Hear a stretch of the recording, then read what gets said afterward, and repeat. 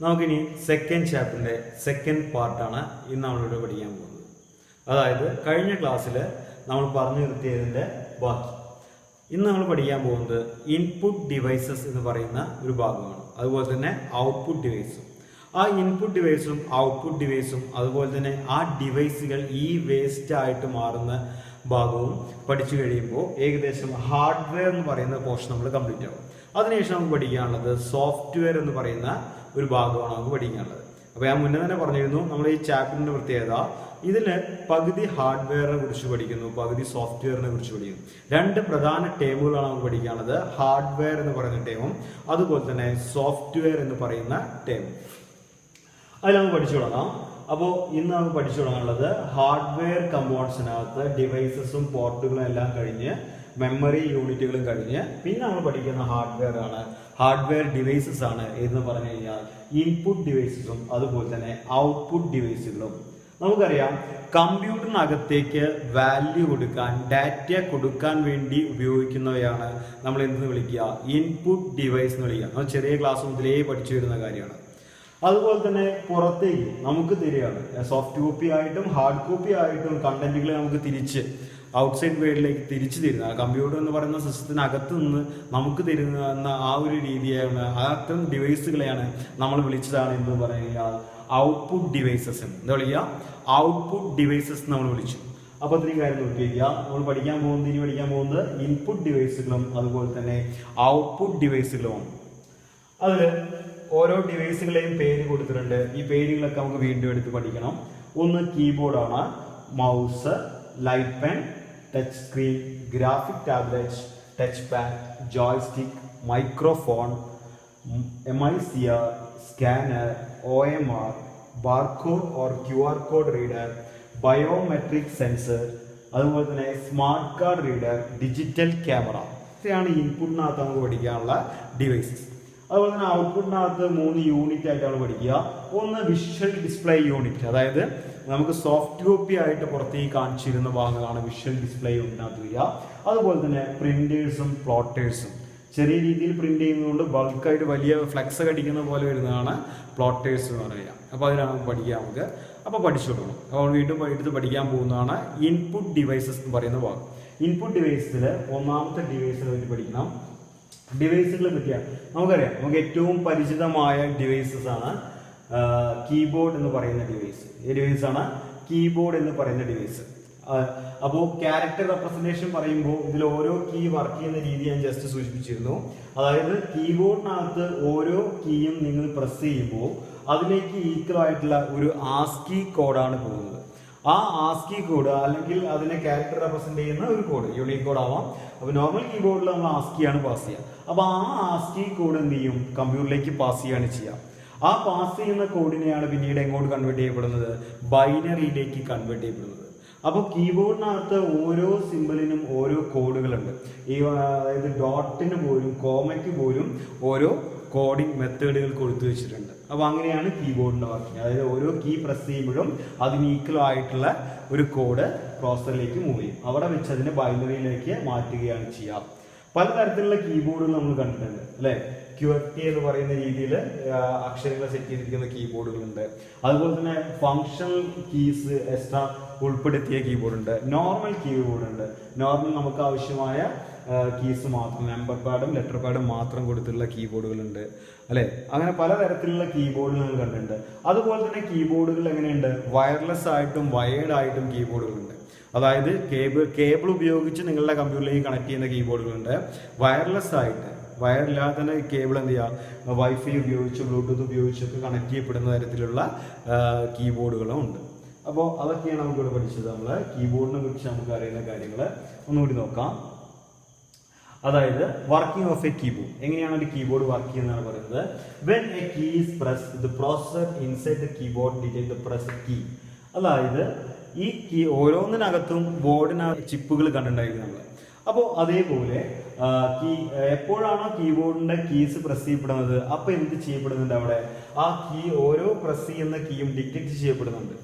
ഇതെന്താ ചെയ്യുന്നത്, then an ASCII number corresponding to the key is passed to the motherboard then to microprocessor. അതായത് നമ്മൾ പറഞ്ഞു ഓരോ കീയും ഏത് കീയാണ് പ്രസ് ചെയ്യുന്നത് ഡിറ്റക്ട് ചെയ്ത് കഴിഞ്ഞാൽ അതിൽ നിന്ന് പാസ് ചെയ്യപ്പെടുന്നത് എന്താണ്, അതിന് ഈക്വൽ ആയിട്ടുള്ള ആസ്കി കോഡാണ് ജനറേറ്റ് ചെയ്യപ്പെടുന്നത്. അങ്ങനത്തെ ആസ്കി കോഡ് എന്തിനു ഉപയോഗിക്കുന്നു, മദർ ബോർഡിലേക്ക് പാസ് ചെയ്യപ്പെടുന്നു. അവിടെ വെച്ച് പ്രോസസ്സറിന് വർക്ക് ചെയ്യാൻ വേണ്ടി, നമ്മുടെ ആവശ്യമാണെങ്കിൽ ബൈനറിയിലേക്ക് ട്രാൻസ്ഫർ ചെയ്യാൻ വേണ്ടി. അടുത്ത് പറയുന്നത് it converse the number two the corresponding character, അതായത് ആസ്കിയെ നമ്മൾ ബൈനറിയിലേക്ക് മാറ്റും. ഇത്രയാണ് നമ്മൾ പറഞ്ഞ കാര്യം തന്നെ അവർ 4 പോയിന്റ് ആക്കി പറഞ്ഞു, അത്രേ ഉള്ളൂ അതിനകത്ത്. അപ്പോൾ അത് നോക്കി വെക്കണം, ചെറിയ ചെറിയ കാര്യങ്ങളാണ് മനസ്സിലാക്കി പഠിക്കാൻ ഏറ്റവും നല്ലത്. അപ്പോൾ നമ്മൾ പഠിച്ചു, കീബോർഡിനെ പറ്റി പഠിച്ചു. കീബോർഡ് എത്ര ടൈപ്പ് ഉണ്ട്, കീബോർഡ് എന്താണ്, കീബോർഡിന്റെ വർക്കിംഗ് എങ്ങനെയാണ് എഴുതാറുണ്ട്. അതുപോലെ അടുത്ത് പഠിക്കാനുള്ളതാണ് മൗസ്. ഏതാ പഠിക്കാനുള്ളത്, മൗസ്. നമുക്ക് പരിചിതമായ നമ്മുടെ ഡെയിലി ലൈഫിൽ കാണുന്ന ചെറിയ ചെറിയ ഡിവൈസുകളെ പറ്റിയാണ് പറയുന്നത്, ശ്രദ്ധിക്കാം. അപ്പൊ മൗസ് ആണ്. മൗസിന് നമുക്കറിയാം ഏതൊക്കെയാണ്, സ്ക്രോളിംഗ് ബട്ടൺ ഉണ്ടായിരിക്കും അല്ലെ, പിന്നെ അതുപോലെ ലെഫ്റ്റ് ബട്ടൺ, അതായത് ക്ലിക്ക് ചെയ്യാൻ വേണ്ടിയിട്ട് ലെഫ്റ്റിലും ബട്ടൺ ഉണ്ടായിരിക്കും, റൈറ്റിലും ഒരു ബട്ടൺ ഉണ്ടായിരിക്കുക ചെയ്യാം അല്ലെ. അങ്ങനെ ഓരോ ബട്ടൺ നമുക്ക് സിസ്റ്റത്തിനകത്ത് സെറ്റ് ചെയ്യാം, ഏത് ബട്ടൺ പ്രസ് ചെയ്യുമ്പോൾ ഏത് വർക്ക് ചെയ്യണം എന്നുള്ള രീതിയിൽ നമ്മുടെ ഒരു ഇതിനനുസരിച്ച് നമുക്ക് സെറ്റ് ചെയ്യാം, കമ്പ്യൂട്ടറിനകത്ത് ഓൾറെഡി സെറ്റ് ചെയ്യാം. അപ്പോൾ മൗസ് എന്ന് പറഞ്ഞാൽ അതിനെ നമ്മൾ വിളിക്കുക പോയിന്റിങ് ഡിവൈസ് എന്നാണ്. എപ്പോഴും നമ്മൾ മൗസ് ഉപയോഗിക്കുക ഒരൊറ്റ പോർഷനിലേക്ക് പോയിന്റ് ചെയ്യാൻ വേണ്ടിയിട്ടാണ്. ശ്രദ്ധിക്കുക, മൗസിനെ കുറിച്ച് പറയുന്ന ഭാഗം എടുത്ത് നോക്കാം നമുക്ക്. അപ്പോൾ മൗസ് എന്ന് പറഞ്ഞു കഴിഞ്ഞാൽ എന്താണ്, പോയിന്റിങ് ഡിവൈസ് ആണ്. സ്ക്രീനിൽ ഒരു ഭാഗത്തേക്ക് ഫോക്കസ് ചെയ്യാനൊക്കെ വേണ്ടി നമ്മൾ മൗസ് ഉപയോഗിക്കും. അതുപോലെ തന്നെ ടച്ച് പെൻ ആയാലും എന്തായാലും പോയിന്റിങ് ഡിവൈസ് ആണ്, ഒരു ഏരിയ പോയിന്റ് ചെയ്യാൻ വേണ്ടി ഉപയോഗിക്കുന്നതാണ്. പിന്നെ അതുപോലെ തന്നെ മൗസ് ഉപയോഗിച്ച് നമുക്ക് സ്ക്രീനിൽ ചിത്രങ്ങൾ വരയ്ക്കാം, അത് കാര്യങ്ങളൊക്കെ. പിന്നെ മൗസ് എന്തൊക്കെയാണ് കണ്ടെയ്ൻ ചെയ്യുന്നത്, പഴയ കാലത്തെ മൗസിനകത്താണ് എന്തായിരിക്കുക, അതിനകത്ത് മൗസിന് വർക്കിംഗ് പറയുമ്പോൾ അതിനകത്തൊരു സ്ക്രോൾ ബോൾ ഉണ്ടായിരിക്കും. മൗസ് നമ്മൾ എപ്പോഴാണോ സർഫേസിന് മുകളിലൂടെ ജസ്റ്റ് മൂവ് ചെയ്യുന്നത് ആ സമയത്ത് ആ ബോൾ റൊട്ടേറ്റ് ചെയ്യാനും ചെയ്യും. അത് നമ്മൾ ആ ഭാഗത്ത് പറഞ്ഞുതരാം, ഇപ്പോൾ നിൽക്കട്ടെ. ഇപ്പോൾ പറഞ്ഞിട്ടേ ഉള്ളൂ, it contain the scroll wheels, the scroll page on screen. പേജുകൾ ഉണ്ടെങ്കിൽ ആ പേജുകൾ മുകളിലേക്കും താഴ്ത്തിയൊക്കെ കൊണ്ടുവരാൻ വേണ്ടി നമുക്ക് മൗസിന്റെ സെന്ററിലുള്ള ഇത് ഇവിടെ നിങ്ങൾ കണ്ട ഈ സ്ക്രോൾ എന്ത് ചെയ്യുക, റൗണ്ട് ടൈപ്പിലുള്ള സ്ക്രോൾ വീൽ, ആ സ്ക്രോൾ വീൽ ഉപയോഗിച്ച് നിങ്ങൾക്ക് എന്ത് ചെയ്യാൻ പറ്റും, പേജുകളെ സ്ക്രോൾ ചെയ്യാൻ പറ്റും കേട്ടോ. അതായത് 2 തരത്തിലുള്ള മൗസുകൾ നമ്മൾ പറയുന്നുണ്ട്. എങ്ങനെയൊക്കെയാണ്, സീരിയൽ പോർട്ടിലേക്ക് കണക്ട് ചെയ്യപ്പെടുന്ന മൗസ് ഉണ്ട്, അതുപോലെ തന്നെ എന്താ ഉള്ളത്, USB ടൈപ്പ് മൗസ് ഉണ്ട്, അതുപോലെ തന്നെ ഓപ്റ്റിക്കൽ ടൈപ്പ് മൗസ് ഉണ്ട്. ഇതൊക്കെ ഉണ്ടായിരിക്കുക, ഓപ്റ്റിക്കൽ ടൈപ്പ് മൗസും നമുക്കിന്ന് മാർക്കറ്റിൽ അവൈലബിൾ ആണ്. ഈ ഇവിടെ പറഞ്ഞത് ഓർഡിനറി ടൈപ്പ്, ഇവിടെ പറഞ്ഞത് എന്താ വെച്ച് കഴിഞ്ഞാൽ ഒപ്റ്റിക്കൽ ടൈപ്പ് മൗസിന്റെ വർക്കിംഗ് ആണ് പറയുന്നത്. എങ്ങനെയാ, ഒപ്റ്റിക്കൽ ടൈപ്പ് മൗസിന്റെ വർക്കിംഗ് ആണ് പറയുന്നത്. The two light resources with the photo detectors in optional mouse emit light. അതായത് ഈ മൗസ് വർക്ക് ചെയ്യാൻ നമുക്ക് വരച്ചു നോക്കാം. ഇതൊരു മൗസ് മൂവ് ചെയ്യുന്ന സർഫേസ് ആണ് വിചാരിക്കുക. അതുപോലെ തന്നെ ഇതാണ് മൗസ്. അപ്പൊ ഈ മൗസിനകത്ത് എന്തായിരിക്കും, ലേസർ ലൈറ്റുകൾ ഫിറ്റുണ്ടായിരിക്കും. ഈ ലേസർ ലൈറ്റ് ഇവിടെ കൊടുത്ത ലെൻസിലൂടെ വന്നിട്ട് എന്ത് ചെയ്യും, ആ സർഫേസിൽ തട്ടി തിരിച്ച് റിഫ്ലക്ട് ചെയ്യും. അപ്പൊ അത് പോകുന്ന ഭാഗം അത് സെൻസ് ചെയ്യാൻ വേണ്ടി സെൻസറുകൾ ഉണ്ടായിരിക്കും. ആ സെൻസറിൽ തട്ടിയിട്ടാണ് സെൻസ് ചെയ്യാം. അങ്ങനെയാണ് ഓപ്റ്റിക്കൽ ടൈപ്പ് മൗസുകൾ വർക്ക് ചെയ്യുന്നത്. ഏതൊക്കെ മൗസാ, ഓപ്റ്റിക്കൽ ടൈപ്പ് മൗസ് വർക്ക് ചെയ്യുന്ന രീതി എന്ന് പറഞ്ഞു കഴിഞ്ഞാൽ അതാണ് ലൈറ്റ് റിസോഴ്സ് വേണം. അതുപോലെ തന്നെ ഫോട്ടോ ഡിറ്റക്ടേഴ്സ് എന്ന് പറഞ്ഞു കഴിഞ്ഞാൽ ലൈറ്റിനെ ഡിറ്റക്ട് ചെയ്യുന്ന തരത്തിലുള്ള സെൻസറുകളാണ്. അതുപോലെ തന്നെ ലൈറ്റ് റിസോഴ്സ്, ലൈറ്റ് പ്രൊഡ്യൂസ് ചെയ്യപ്പെടുന്ന സോഴ്സുകൾ. അപ്പോൾ അത് രണ്ടും നമുക്ക് എവിടെയാണ്, എന്തിനു വേണ്ടിയിട്ടാണ്, ലൈറ്റ് എമിറ്റ് ചെയ്യാൻ നമുക്ക് ആവശ്യമാണ്, ലൈറ്റിനെ സെൻസ് ചെയ്യാൻ നമുക്ക് ആവശ്യമാണ്. അതിൽ ഏതെങ്കിലും കംപ്ലൈന്റ് ആയി കഴിഞ്ഞാൽ മൗസ് പിന്നെ വർക്ക് ചെയ്യില്ല. അതുകൊണ്ട് reflect by the small plastic lenses. അത് എങ്ങോട്ടാണ് റിഫ്ലക്ട് ചെയ്ത് വരുന്നത്, അതിനകത്തുള്ള ചെറിയ പ്ലാസ്റ്റിക് ലെൻസുകളിലേക്കാണ് അത് റിഫ്ലക്ട് ചെയ്തിട്ട് വരുന്നുണ്ടായിരിക്കുക എന്ന് മനസ്സിലാക്കുക. അപ്പോൾ അങ്ങനെ റിഫ്ലക്ട് ചെയ്ത് വരുന്ന ലൈറ്റ് സിഗ്നലുകളെ ഡിറ്റക്ട് ചെയ്യും ആര്, നമ്മൾ പഠിച്ച ഫോട്ടോ ഡിറ്റക്ടേഴ്സ്. അങ്ങനെ ഡിറ്റക്ട് ചെയ്യപ്പെടുമ്പോൾ ഓട്ടോമാറ്റിക്കലി അതിലൊരു ഇലക്ട്രിക് ചാർജ്, ഒരു ഇലക്ട്രിക് പൾസ് ക്രിയേറ്റ് ചെയ്യപ്പെടും. ആ പൾസ് ആണ് എന്തിന് തുല്യമായിട്ട് നമ്മൾ കണക്കാക്കുക, 0101 എന്ന് പറയുന്ന ബൈനറിക്ക് തുല്യമായിട്ട് നമ്മൾ കണക്കാക്കുക. അങ്ങനെയാണ് ആര് വർക്ക് ചെയ്യുന്നത്, മൗസ് വർക്ക് ചെയ്യുന്നത് മനസ്സിലാക്കുക. ഓക്കെ, അപ്പോൾ നമ്മളിപ്പോൾ കീബോർഡ് പഠിച്ചു, അതുപോലെ തന്നെ മൗസ് പഠിച്ചു. ഇനി പഠിക്കുന്നതാണ് ലൈറ്റ് പെൻ. ഓരോ ഡിവൈസിന്റെ പേരും അതിന്റെ യൂസും അതിന് പ്രധാനപ്പെട്ട ഒന്നോ രണ്ടോ ക്വാളിറ്റീസും ആണ് പ്രധാനമായിട്ടും നമുക്ക് മനസ്സിലാക്കേണ്ടത്. അടുത്തത് ലൈറ്റ് പെൻ. ലൈറ്റ് പെൻ എന്ന് പറഞ്ഞു കഴിഞ്ഞാൽ നമുക്കറിയാം, മൗസ് ഉപയോഗിച്ച് നമ്മൾ സ്ക്രീനിലൊക്കെ എന്തെങ്കിലും എഴുതാൻ ശ്രമിച്ചു കഴിഞ്ഞാൽ കറക്റ്റായി കിട്ടില്ല. നമ്മൾ പെൻ ഉപയോഗിച്ച് ചെറുപ്പം മുതലേ എഴുതി പഠിച്ചൊരു ഫ്ലോ നമുക്ക് എവിടെ കിട്ടില്ല, മൗസ് ഉപയോഗിച്ച് ചെയ്യുമ്പോൾ കിട്ടില്ല. അപ്പോൾ മൗസിനേക്കാൾ ഒന്നുകൂടി എന്ത് ചെയ്യുക, എഫക്റ്റീവായ രീതിയിൽ നമുക്ക് സ്ക്രീനിൽ വരയ്ക്കാനും എഴുതാനും ഒക്കെ, അതായത് ബോർഡുകൾ ഡിസൈൻ ചെയ്യുമ്പോൾ, സർക്യൂട്ടുകൾ ഡിസൈൻ ചെയ്യുമ്പോൾ, അല്ലെ അങ്ങനെ ഡ്രോയിങ്സുകൾ കംപ്ലീറ്റ് ആകുമ്പോഴൊക്കെ നമുക്ക് ചെയ്യാവുന്ന വേണ്ടി ഉപയോഗിക്കുന്ന ഒരു പെന്നാണ് ലൈറ്റ് പെൻ.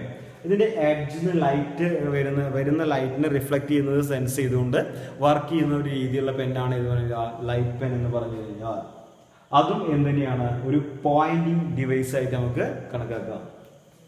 അപ്പൊ കീബോർഡ് പഠിച്ചു, നമുക്ക് മൗസ് അറിയാം, അതുപോലെ തന്നെ അടുത്തതാണ് എന്ത്, ലൈറ്റ് പെൻ. അപ്പൊ നോക്കിക്കോളാം. Light pen is another pointing device to draw the pictures, design objects and also the digital signatures directly on the screen. Direct സ്ക്രീനിൽ നമുക്ക് എഴുതാൻ പറ്റുന്ന തരത്തിലുള്ള പെന്നുകളാണ് എന്ത് പറഞ്ഞു കഴിഞ്ഞാൽ ലൈറ്റ് പെൻ എന്ന് പറഞ്ഞു കഴിഞ്ഞാൽ. പിന്നെ ഏത് ഫോട്ടോസ് ഇൻസൈഡ്, അത് നേരത്തെ മൗസിന്റെ കാര്യം പറഞ്ഞ പോലെ തന്നെ ഫോട്ടോ സെല്ലുകൾ ഉണ്ടായിരിക്കും അതിനടുത്ത പെന്നകത്ത് തന്നെ. അപ്പോൾ തട്ടി തിരിച്ചു വരുന്ന ലൈറ്റുകളെ സെൻസ് ചെയ്തുകൊണ്ട് വർക്ക് ചെയ്യുന്ന ഒരു രീതി തന്നെയാണ് ഇതിലും എടുക്കുക. ഓക്കെ, അതാണ് അടുത്ത പോയിന്റ് ഡിവൈസ് പഠിച്ചു. Mouse, keyboard, light pen. അതിൽ 2 പോയിന്റ് ഡിവൈസ് നമ്മൾ പഠിച്ചു. ഏതൊക്കെയാ? ഒന്ന് മൗസും, രണ്ടാമത്തത് ലൈറ്റ് പെൻ. മൂന്നാമത്തതായിട്ട് അതിന് പഠിക്കുക ജോയ്സ്റ്റിക് ആണ് വരിക. അവിടെ നിൽക്കട്ടെ, ലൈറ്റ് അതായത് പോയിന്റ് ഡിവൈസിന്റെ കേസിൽ അവിടെ നിൽക്കട്ടെ. ഇനി നമുക്ക് അടുത്ത പഠിക്കാനുള്ളതാണ് ടച്ച് സ്ക്രീൻ. നമുക്ക് എല്ലാവരും മൊബൈൽ ഉപയോഗിക്കുന്നവരും ടാബ് ഉപയോഗിക്കുന്നവരൊക്കെ നമ്മൾ എന്ത് ചെയ്യാറുണ്ട്, ടച്ച് സ്ക്രീൻ യൂസ് ചെയ്യാറുണ്ട്. ആ ടച്ച് സ്ക്രീൻ യൂസ് ചെയ്യുമ്പോൾ അതിനെക്കുറിച്ച്, അതും ഒരു ഇൻപുട്ട് തന്നെയാണ്. നമ്മൾ ടച്ച് ചെയ്യുമ്പോൾ നമുക്ക് കിട്ടിയിരുന്ന ഓരോ ഡാറ്റയും കമ്പ്യൂട്ടറിനകത്തേക്ക് ഇൻപുട്ട് ചെയ്യപ്പെടുക തന്നെയാണ് ചെയ്യുന്നത്. ടച്ച് സ്ക്രീൻ്റെ കാര്യം പറഞ്ഞു. അപ്പോൾ അത് എന്തെങ്കിലും വർക്ക് ചെയ്ത് നോക്കിയൊക്കെ, operated by touching the display screen. അതെ, ഡിസ്പ്ലേ സ്ക്രീനിൽ ടച്ച് ചെയ്യുന്ന വഴിയാണ് അത് വർക്ക് ചെയ്യുക എന്നുള്ള കാര്യം മനസ്സിലാക്കുക. നമുക്കറിയുന്ന കോമൺ കാര്യങ്ങളെ പോയിന്റ് ആക്കി എഴുതിയിരിക്കുകയാണ്, അത്രേ ഉള്ളൂ. കാരണം നമുക്കറിയുന്ന ഡിവൈസുകൾ, നമുക്ക് ചുറ്റുമുള്ള ഡിവൈസുകളാണ്. അപ്പോൾ അതിനെക്കുറിച്ച് ഇവിടെ പറഞ്ഞ കാര്യങ്ങളും അല്ലാത്ത കാര്യങ്ങളും നിങ്ങൾക്ക് അറിയുന്ന എക്സ്ട്രാ കാര്യങ്ങളും അതിനകത്ത് ചേർത്തെഴുതാം. അപ്പോൾ it has touching sensitive display screen. അത് തന്നെ പറഞ്ഞു, സെൻസിറ്റീവ് ആയിട്ടുള്ള ഡിസ്പ്ലേ സ്ക്രീനുകളാണ് അല്ലേ. അത് ടച്ച് ചെയ്യാം. ഏതിലൊക്കെയാണ് അത് കാണുന്നത്? നിങ്ങൾ സ്മാർട്ട് ഫോണുകളിൽ കാണാം, ATM സെന്ററുകളിൽ പോയാൽ കാണാം, ലാപ്പുകളിൽ കാണാം, അതുപോലെ തന്നെ ടാബ്ലറ്റ് അല്ലെ ടാബുകളിൽ നിങ്ങൾക്ക് കാണാം. അപ്പോൾ അതൊക്കെ അതിന് എക്സാമ്പിൾ ആയിട്ട് നോക്കി വയ്ക്കാം. ഇതിലൊന്നും കൺഫ്യൂഷൻ വരാൻ പാടില്ല ടച്ച് സ്ക്രീനിന്റെ കാര്യത്തിൽ കേട്ടോ. അത് ഇൻപുട്ട് ഡിവൈസ് ആണ് കൂടി മനസ്സിലാക്കി വയ്ക്കുക. സ്ക്രീനിൽ കാണുന്നുണ്ടെങ്കിൽ കൂടി നമ്മൾ കൊടുക്കുന്ന ഇൻപുട്ടാണ് അതിലേക്ക്. ഇനി അടുത്തത് ഗ്രാഫിക് ടാബ്ലറ്റ്. ഇത് ഞങ്ങൾ കേൾക്കാൻ സാധ്യത കേട്ടിട്ടുണ്ടായിരിക്കും. ഗ്രാഫിക് ടാബ്ലറ്റ് എന്ന് പറയുന്ന ഇമേജ് കാണിച്ചത് ആദ്യം. ഇതാണ് ഗ്രാഫിക് ടാബ്ലറ്റ്. ഇതെന്താ ഗ്രാഫിക് ടാബ്ലറ്റ്? കാരണം ഇവിടെ ഒരു പെന്ന്, ആ പെന്ന് ഉപയോഗിച്ച് നമുക്ക് എന്ത് ചെയ്യാൻ പറ്റും, ഇതിൽ നമുക്ക് ഡ്രോയിങ്സ് വരയ്ക്കാൻ, ചിത്രങ്ങൾ വരയ്ക്കണമെങ്കിൽ വരയ്ക്കാം, നമുക്ക് എന്തെങ്കിലുമൊക്കെ നോട്ട്സ് എഴുതി വെക്കണമെങ്കിൽ എഴുതി വെക്കാം, ഒക്കെ ചെയ്യാം. പിന്നെ അതുപോലെ തന്നെ നിങ്ങൾ വരച്ച ഒരു ചിത്രത്തിനെ അനിമേഷൻ ചെയ്യണമെങ്കിൽ അതിലുള്ള ഓപ്ഷൻ ഉണ്ട്. അപ്പോൾ സാധാരണ ഒരു സിസ്റ്റം പോലെ തന്നെ, സിസ്റ്റം പ്രോസസിംഗ് ഡിവൈസ് തന്നെ, പക്ഷെ നമുക്ക് എന്തിനു വേണ്ടി ഹെൽപ്പ് ചെയ്യുന്നതാണ്, നോട്ട്സ് ഒക്കെ എഴുതി സൂക്ഷിക്കാനൊക്കെ വേണ്ടി ഉപയോഗിക്കുന്ന, അതിനെ വിളിച്ച പേരാണ് എന്ന് പറയുന്നത് ഗ്രാഫിക് ടാബ്ലറ്റ്. എന്താണ്? It consist of N electronic writing area. നമ്മൾ കണ്ട ആ എഴുതാൻ പറ്റുന്ന രീതിയിലുള്ള ഒരു ഏരിയ ഉണ്ടായിരിക്കും. അത് എന്താണല്ല, ഇലക്ട്രോണിക് ആണ്. ഇലക്ട്രിക് സിഗ്നലുകളെ ആസ്പദമാക്കിക്കൊണ്ട് വർക്കിംഗ് ചെയ്യുന്ന രീതിയാണ്. സ്പെഷ്യൽ പെന്ന് വേണം. അതിൽ നമ്മൾ കൈകൊണ്ട് എഴുതിയാൽ വർക്ക് ചെയ്യില്ല, അതിനെ സപ്പോർട്ട് ചെയ്യുന്ന രീതിയിലുള്ള സ്പെഷ്യൽ പെന്ന് ഉപയോഗിച്ചാണ് അതിൽ വർക്ക് ചെയ്യുന്നത് മനസ്സിലാക്കി വയ്ക്കാം. മോഷൻസും ആക്ഷൻസും കൊടുക്കാൻ വേണ്ടി അടുത്ത് നമ്മൾ ഉപയോഗിക്കുന്നതാണ് ഗ്രാഫിക് ടാബ്ലറ്റിന്റെ ഇമേജ്. നമ്മൾ കണ്ടു ഗ്രാഫിക് ടാബ്ലറ്റിന്റെ കോമൺ ആയിട്ടുള്ള ഇമേജ് ആണ്. പെന്ന് ഉപയോഗിച്ച്, പെന്ന് പറഞ്ഞാൽ അതിനുപയോഗിക്കുന്ന പെന്ന് ഉപയോഗിച്ചുകൊണ്ട് അതിൽ എഴുതാം, സേവ് ചെയ്യാം, പേജുകൾ മാറ്റാം. അടുത്താണ് ടച്ച് പാഡ്. നിങ്ങൾ ലാപ്ടോപ്പിലൊക്കെ കാണുന്ന തരത്തിലുള്ള മൗസ് പാഡിന് പകരം ഉപയോഗിക്കുന്നില്ലേ, അതാണ് എന്ത് പറയുക, ടച്ച് പാഡ് എന്ന് പറയുന്നത്. ഇവിടെ സ്ക്രീനിൽ കൊടുത്തിട്ടുണ്ട്, ശ്രദ്ധിക്കുക. ഇതാണ് ടച്ച് പാഡിന്റെ സ്ക്രീൻ ഡിസ്പ്ലേ. മൗസ് പോലെ തന്നെയാണ്. ഇതിൽ നമുക്ക് മൗസ് മൂവ് ചെയ്യുന്ന പോലെ ഫിംഗർ ഉപയോഗിച്ചുകൊണ്ട് അതിന് മൂവ് ചെയ്യാൻ പറ്റും അല്ലെ. റൈറ്റ് ക്ലിക്കും ലെഫ്റ്റ് ക്ലിക്കും ഒക്കെ നമുക്ക് അതിൽ കൊടുത്തു വെക്കാൻ പറ്റും. അപ്പൊ അങ്ങനെ മൗസിന് തുല്യമായിട്ടുള്ള വർക്കിംഗ് ആണ്. എന്നാൽ ഫ്ലാറ്റ് സർഫേസിൽ നമുക്ക് എങ്ങനെ വേണമെങ്കിലും, ഏത് ടൈപ്പിലുള്ള സർഫേസിൽ വേണമെങ്കിലും നമുക്ക് ഉപയോഗിക്കാൻ കഴിയുന്ന രീതിയിൽ സെറ്റ് ചെയ്യപ്പെട്ടിട്ടുള്ളതാണ് ഇത് പറഞ്ഞു കഴിഞ്ഞാൽ നമ്മൾ പഠിക്കുന്ന ടച്ച് പാഡ് എന്ന് പറഞ്ഞു കഴിഞ്ഞാൽ. നോക്കാം. It allows to move the mouse pointer without the need of an external mouse. ഒരു എക്സ്ട്രാ മൗസിന്റെ ആവശ്യമില്ലാതെ തന്നെ നമുക്ക് ഫിംഗർ ഉപയോഗിച്ചുകൊണ്ട് മൗസ് പോയിന്ററിനെ മൂവ് ചെയ്യിക്കാൻ സഹായിക്കുന്ന ഒരു ഡിവൈസ് ആണ് ഇത് ടച്ച് പാഡ് എന്ന് പറഞ്ഞു കഴിഞ്ഞാൽ. നിങ്ങൾ കണ്ടിട്ടുണ്ടായിരിക്കുക എക്സ്റ്റേണൽ ആയിട്ടൊരു ഡിവൈസ് ആയിട്ട് കണ്ടിട്ടുണ്ടായിരിക്കില്ല. എപ്പോഴും എവിടെയാ ലാപ്ടോപ്പിനകത്ത് ഇൻബിൽട്ട് ആയിട്ട് വരുന്ന രീതിയിലാണ് നിങ്ങളത് കണ്ടിട്ടുണ്ടായിരിക്കുക. പിന്നെ അതുപോലെ തന്നെ അടുത്തെന്താണ്, it opened by using the finger and dragging across the flat surface. അതിനകത്തുള്ള ആ ഒരു സർഫസിനകത്ത് നമുക്ക് എന്ത് ചെയ്യാൻ പറ്റും, ഫിംഗർ ഉപയോഗിച്ച് അതിനെ എന്ത് ചെയ്യാൻ പറ്റും, മൂവ് ചെയ്യിക്കാൻ പറ്റും. എന്തിന്, മൗസ് പോയിന്ററിനെ. ആ മൗസ് പോയിന്റർ എവിടെയാണ് നമ്മൾ ഡബിൾ ടാപ്പ് ചെയ്ത് കഴിഞ്ഞാൽ അത് സെലക്ട് ആവുകയും ചെയ്യുന്ന ഒരു കാര്യം. അപ്പോൾ മൗസിന് പകരമായിട്ട് ഉപയോഗിച്ച ഒരു ഡിവൈസ് ആണ് ടച്ച് പാഡ്. ഇനി അടുത്ത് നമുക്ക് പഠിക്കാനുള്ളതാണ് ജോയ്സ്റ്റിക് എന്ന് പറയുന്ന ഡിവൈസ്. ഏത് ഡിവൈസ് ആണ്? ജോയ്സ്റ്റിക് എന്ന് പറയുന്ന ഡിവൈസ്. നമുക്ക് പരിചിതമായ ഡിവൈസ് ആണ് അല്ലെ, ഗെയിമിങ്ങിന് വേണ്ടി ഏറ്റവും കൂടുതൽ ഉപയോഗിച്ച ഒരു ഡിവൈസ് ആണ് ജോയ്സ്റ്റിക്. അതുപോലെ തന്നെ നമുക്ക് അറിയാത്തൊരു കാര്യമാണ് റോബോട്ടിക്സ്. റോബോട്ടിക്സ് പറഞ്ഞാൽ പലതരത്തിലുള്ള റോബോട്ടുകളുണ്ട്. അപ്പോൾ അതിനൊക്കെ വർക്ക് ചെയ്യാൻ വേണ്ടി ജസ്റ്റ് മൂവ് ചെയ്യുന്ന കാറുകൾ പോലും. അപ്പോൾ അത്തരത്തിലുള്ള ഡിവൈസുകളൊക്കെ മൂവ് ചെയ്യിക്കാനൊക്കെ നമ്മൾ ഉപയോഗിക്കുന്ന രീതിയാണ് ജോയ്സ്റ്റിക് എന്ന് പറയുന്ന ഡിവൈസ് ഉപയോഗിക്കുക. അതും മൗസിന്റെ ഒരു എഫക്റ്റ് തന്നെയാണ്, പോയിന്റിങ്ങിന്റെ എഫക്റ്റ് തന്നെയാണ് വരിക. പറഞ്ഞുതരാം. ജോയ്സ്റ്റിക് നോക്കി വെച്ചോളാം. It is a pointing device used to select and move object on the screen. അല്ലെ, സ്ക്രീനിൽ എന്തിനാണ് ഉപയോഗിക്കുന്നത്, ഒബ്ജക്റ്റുകളെ മൂവ് ചെയ്യും. എങ്ങോട്ടാണോ അതിന്റെ പൊസിഷൻ വെച്ചാൽ ആ സൈഡിലേക്ക് ആ ഒബ്ജക്റ്റുകൾ മൂവ് ചെയ്യുന്നതായിട്ട് നമുക്ക് കൊടുക്കാൻ പറ്റും. അപ്പൊ അതിന്റെ സോഫ്റ്റ്വെയർ കൂടി അതിൽ ഇൻസ്റ്റാൾ ചെയ്യപ്പെടേണ്ടതായിട്ടുണ്ട്. അല്ലെ, പലതരത്തിലുള്ള ഗെയിമുകൾ കളിക്കാറില്ല നമ്മള്. അപ്പൊ ആ ഗെയിമിങ്ങിലൊക്കെയാണ് ഏറ്റവും കൂടുതൽ എന്ത് ഉപയോഗിച്ചു വരുന്നത്, ജോയ്സ്റ്റിക് ഉപയോഗിക്കുന്നത് മനസ്സിലാക്കിയിരിക്കുക. അതുപോലെ തന്നെ റോബോട്ടുകളെ കൺട്രോൾ ചെയ്യാൻ വേണ്ടി നമുക്ക് എന്ത് ഉപയോഗിക്കാറുണ്ട്, ജോയ്സ്റ്റിക് ഉപയോഗിക്കാറുണ്ട്.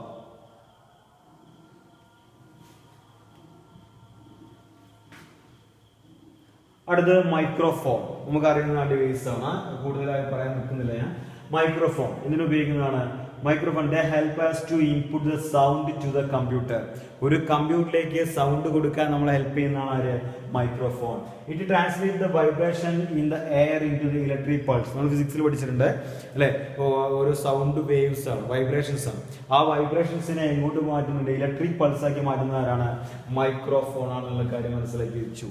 നമുക്കറിയുന്ന കാര്യങ്ങൾ തന്നെയാണ്. അതുപോലെ തന്നെ the sound can store and reuse for the voice circulation applications. നമ്മൾ ഇവിടെ സെലക്ട് ചെയ്യപ്പെടുന്ന സെൻസ് ചെയ്യപ്പെടുന്ന വൈബ്രേഷൻസിനെ സിഗ്നലുകളാക്കി ബൈനറി കോഡാക്കി മെമ്മറിക്കകത്ത് സ്റ്റോർ ചെയ്യും. ആ തരത്തിലുള്ള സൗണ്ട് സിഗ്നലുകൾ നമുക്ക് എന്ത് ചെയ്യാൻ പറ്റും, യൂസ് ചെയ്യാൻ പറ്റും. പലതരത്തിലുള്ള സോഫ്റ്റ്വെയറുകൾ ഉപയോഗിച്ചുകൊണ്ട്, MP3 പ്ലെയർ പോലുള്ള സോഫ്റ്റ്വെയറുകൾ ഉപയോഗിച്ചുകൊണ്ട് അതിനെ വർക്ക് ചെയ്യിക്കാൻ കഴിയും. അപ്പൊ ആ 3 പോയിന്റ് നോക്കിക്കുക. മൈക്രോഫോണിന്റെ കേസിൽ വലിയ എന്തോ പുതിയതായിട്ട് പഠിക്കുന്ന 3 പോയിന്റ് ഒന്നുമില്ല, നമുക്കറിയുന്ന നമുക്ക് പരിചിതമായ ഡിവൈസുകളാണ് നമ്മളിവിടെ പരിചയപ്പെട്ടുകൊണ്ടിരിക്കുന്നത്. അപ്പൊ അതിന്റെ പോയിന്റ്. അതുപോലെ തന്നെ നമ്മുടെ കയ്യിലുള്ള അതും ഇൻപുട്ട് ഡിവൈസ് തന്നെയാണ്. ഇപ്പൊ പറയുന്നത് ഇൻപുട്ട് ഡിവൈസ് തന്നെയാണ്, ഇതുവരെ പറഞ്ഞൊക്കെ ഇൻപുട്ട് ഡിവൈസ് തന്നെയാണ്. അതിന് പറയാൻ പോകുന്ന ഏതാണ്, സ്കാനറിന്റെ കാര്യം. നമുക്കറിയാം ഇതിലെ മുകളിലെ ഗ്യാപ്പ് ഓപ്പൺ ചെയ്ത് കഴിഞ്ഞാൽ അതിനകത്ത് നമുക്ക് ഹാർഡ് കോപ്പി വെക്കാം. ഹാർഡ് കോപ്പി ആകുമ്പോൾ ടാൻജിബിൾ ആയിട്ടുള്ള PDF-ന്റെ ബുക്കിന്റെ പേജൊക്കെ വരുന്നതൊക്കെ ഹാർഡ് കോപ്പിയാണ്. ആ ബുക്കിന്റെ പേജൊക്കെ അതിൽ വെച്ച് എന്ത് ചെയ്യുക, സ്കാൻ ചെയ്യാം കമ്പ്യൂട്ടറിലേക്ക്. അതിന്റെ ഒരു കോപ്പി സോഫ്റ്റ് കോപ്പി ആയിട്ട് കമ്പ്യൂട്ടറിലേക്ക് വരും. അപ്പൊ ഹാർഡ് കോപ്പിയെ സോഫ്റ്റ് കോപ്പിയിലേക്ക് ചേഞ്ച് ചെയ്യാൻ ഉപയോഗിക്കുന്നതാണ് ആരെന്ന് പറഞ്ഞു കഴിഞ്ഞാൽ നമ്മൾ പഠിക്കുന്ന സ്കാനർ ഉപയോഗിക്കുന്നുണ്ടായിരിക്കുക. അപ്പോ they are used to scan the digitalized images documents. നിങ്ങളുടെ കയ്യിലുള്ള ഇമേജുകളെയോ നിങ്ങളുടെ കയ്യിലുള്ള ഡോക്യുമെന്റ്സിനെയോ ഡിജിറ്റലൈസ് ചെയ്യാൻ, അതായത് 0101 എന്ന് പറയുന്ന ഫോർമാറ്റിലേക്ക് മാറ്റി കമ്പ്യൂട്ടറിലേക്ക് സ്റ്റോർ ചെയ്യപ്പെടാൻ നമുക്ക് എന്തിനു ഉപകാരപ്പെടുത്താം, സ്കാനർ എന്ന് പറയുന്ന ഡിവൈസിനെ ഉപയോഗിക്കാം. അതുപോലെ അപ്പോൾ ഞാൻ പറയാൻ പോകുന്നത്, അപ്പൊ നമുക്ക് എന്ത് ചെയ്യാം, ഒരു ലൈറ്റ് സോഴ്സ് ഉണ്ടാവും. സ്കാനർ തുറന്ന അതിനകത്ത് ഒരു ലൈറ്റിന്റെ ബീം കാണും. ആ ബീം എവിടെയാണ് പേജ് സ്റ്റാർട്ട് ചെയ്യുന്നത് മുതൽ ആ പേജിന്റെ എൻഡ് വരെ പാസ് ചെയ്യുന്നതായിട്ട് നമുക്ക് കാണാൻ സാധിക്കും. അപ്പൊ അതൊക്കെയാണ് അതിന്റെ ഒരു സ്കാനറിന്റെ പ്രത്യേകത. അപ്പൊ ആ ലൈറ്റ് ഇതൊക്കെ തിരിച്ചു വരുന്നത് ഡിറ്റക്ട് ചെയ്തുകൊണ്ടാണ്, അതിനെ ഡോക്യുമെന്റ് ആക്കി കൺവേർട്ട് ചെയ്തുകൊണ്ടാണ് എന്ത് വർക്ക് ചെയ്യുന്നത്, സ്കാനർ വർക്ക് ചെയ്യുന്നത് മനസ്സിലാക്കി. അതേ സ്കാനറിന് നമ്മൾ OCR പർപ്പസിന് വേണ്ടി ഉപയോഗിക്കാറുണ്ട്. OCRന്റെ ഫുൾ നെയിം നോക്കിച്ചോളാം, ഓപ്റ്റിക്കൽ ക്യാരക്ടർ റെക്കഗ്നിഷൻ. അങ്ങനെ പറഞ്ഞു കഴിഞ്ഞാൽ നമ്മൾക്ക് ഒരു PDF നമ്മളെ കയ്യിലുണ്ട്. ആ PDF-നെ ഓരോ ക്യാരക്ടർ വൈസ് സെൻസ് ചെയ്ത് നിങ്ങൾ ടൈപ്പ് ചെയ്ത ഫോർമാറ്റിലേക്ക് മാറ്റാൻ പറ്റും. ആ PDF ഓരോ ലെറ്റേഴ്സിനെ നമുക്ക് സെപ്പറേറ്റ് ചെയ്യുന്ന പോലെ ഒരു PDF നിന്ന് ഒരു ഇമേജിൽ നിന്നൊക്കെ നമുക്ക് സ്കാൻ ചെയ്തുകൊണ്ട് ക്യാരക്ടേഴ്സിനെ മനസ്സിലാക്കിക്കൊണ്ട് എഴുതാൻ സാധിക്കും. അപ്പോൾ അങ്ങനത്തെയാണ് പറയുന്നത് കേട്ടോ. ഓൾസോ ദ സ്കാനർ സോഫ്റ്റ്വെയർ, അതായത് സോഫ്റ്റ്വെയറിനെയാണ് അത് എന്തും ഡിക്റ്റ് ചെയ്യപ്പെടും. നമുക്ക് എന്ത് ചെയ്യുക, ഓൾറെഡി ഫിക്സഡ് ആയിരിക്കും PDF പോലെ. അപ്പോൾ അതിൽ നിന്ന് നമുക്ക് ടൈപ്പ് ചെയ്ത ഫോർമാറ്റിൽ ലെറ്റേഴ്സിനെ സെപ്പറേറ്റ് ചെയ്തെടുക്കാൻ സാധിക്കും. അതിന് വേണ്ടിയിട്ടാണ് എന്ത് ചെയ്യുന്നതായിരിക്കുക, ഇത് OCR എന്ന് പറയുന്ന സോഫ്റ്റ്വെയർ ഉപയോഗിക്കുന്നത്. അതായത് ഇപ്പോൾ എക്സാമ്പിൾ പറഞ്ഞു കഴിഞ്ഞാൽ നിങ്ങളെ നിങ്ങൾക്ക് അയക്കുന്ന നോട്ട്സ് രണ്ട് രീതിയിൽ അയക്കാം. ഒന്ന് PDF ആയിട്ട് അയക്കാം, രണ്ടാമത്തെ ടെക്സ്റ്റ് ഫയൽ ആയിട്ട് അയക്കാം.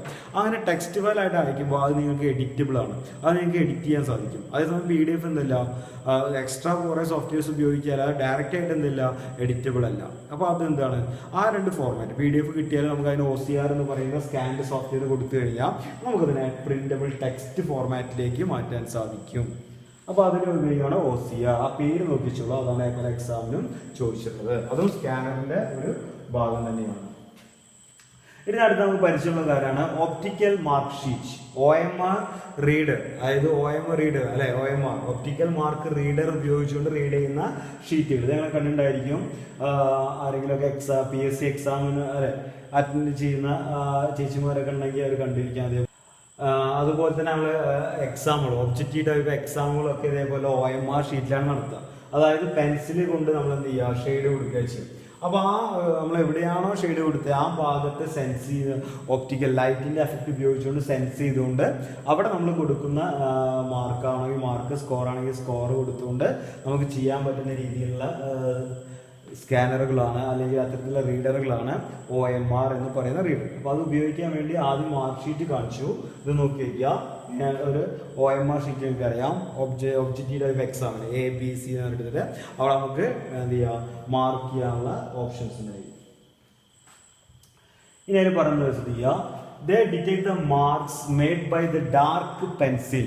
അല്ലേ, ലൈറ്റ് തട്ടി റിഫ്ലക്ട് ചെയ്ത് വരാത്ത ഭാഗങ്ങളുള്ള സെൻസിബിൾ. അപ്പോൾ ഡാർക്ക് കളറിലുള്ള പെൻസിൽ കൊണ്ട് അല്ലെങ്കിൽ ബ്ലാക്ക് ലെറ്റർ കൊണ്ട് പെന്നുകൊണ്ട് വേണം അവിടെ മാർക്ക് ചെയ്യാൻ. അതായത് ഓൾറെഡി ഉണ്ടാക്കി വെച്ചിരിക്കുന്ന ഒരു ഫോമിനകത്താണ് നമ്മൾ എന്ത് ചെയ്യേണ്ടത്, അങ്ങനെ പെൻസിൽ കൊണ്ടോ പെന്നു കൊണ്ടോ ഡാർക്ക് ചെയ്യേണ്ടത്. OMR scan document transform to the electric pulses. ഈ OMR എന്ന് പറയുന്ന സ്കാനർ ചെയ്യുന്നതാണ്, അത് ഡോക്യുമെന്റിനെ സ്കാൻ ചെയ്യും, എന്നിട്ട് അതിനെ എങ്ങോട്ട് മാറ്റും, ഇലക്ട്രിക് പൾസുകൾ രൂപത്തിൽ നമ്മൾ പറയുന്ന ബൈനറി ഫോർമാറ്റിലേക്ക് മാറ്റാൻ ആവശ്യമായ രീതിയിലേക്ക്, ഇലക്ട്രിക് സിഗ്നലിലേക്ക് അതിനെ മാറ്റും. അതാണ് OMR റീഡറിന്റെ പ്രത്യേകത. നമ്മൾ മാർക്ക് ചെയ്യുന്ന പോയിന്റിനെ സെൻസ് ചെയ്ത് ഇലക്ട്രിക് പൾസിലേക്ക് മാറ്റും. പിന്നെ ആ ഇലക്ട്രിക് പൾസുകൾ എങ്ങനെ വർക്ക് ചെയ്യണമെന്ന് നമ്മൾ തീരുമാനിക്കുക.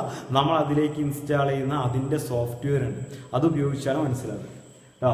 പിന്നെ അതിൻ്റെ അഡ്വാൻറ്റേജ് നോക്കിക്കോളാം. നമുക്ക് വാല്യുവേഷൻ എന്തായിരിക്കും, ഈസിയാണ്, സ്പീഡാണ്, വളരെ വേഗത്തിൽ നമുക്ക് വാല്യൂ ചെയ്ത് കിട്ടും, കാരണം സിസ്റ്റമാണ് ഉപയോഗിക്കുന്നത്. അതുപോലെ തന്നെ ആക്യുറസി, നമ്മൾ കൊടുത്ത കാര്യങ്ങൾ പക്കയായിട്ടായിരിക്കും അല്ലെ, കറക്റ്റായിട്ട് നമുക്ക് സെൻസ് ചെയ്യാൻ പറ്റുന്നതാണ് ആക്യുറസിയുടെ പ്രത്യേകത. പിന്നെ റിലയബിൾ ആയിരിക്കും, കാരണം അവിടെ എന്താ ഒരു നമ്മൾ ഓൾറെഡി കൊടുത്ത പ്രോഗ്രാം വെച്ചുകൊണ്ടാണ് അവിടെ എന്ത് ചെയ്യുന്നുണ്ടായിരിക്കുക, അതിനെ വർക്ക് ചെയ്യുന്നുണ്ടായിരിക്കുക. അപ്പോൾ അത് റിലയബിൾ ആണ്. എവിടേക്ക് ഉപയോഗിക്കുക, ഒബ്ജക്റ്റീവ് ടൈപ്പ് എക്സാം, PSC ആവാം, എന്തും ആവാം, സർവേസ്, പലതരത്തിൽ സർവേകൾ നടക്കാറുണ്ട് അതിൽ അല്ലേ, ഓർഡർ ഫോമുകളിൽ ഒക്കെ നമുക്ക് എന്ത് ഉപയോഗിക്കാറുണ്ട്, OMR ഷീറ്റുകളും അതുപോലെ തന്നെ OMR ഷീറ്റുകളെ ഇലക്ട്രിക് പൾസ് ആക്കാൻ വേണ്ടി OMR റീഡറുകളും ഉപയോഗിക്കും.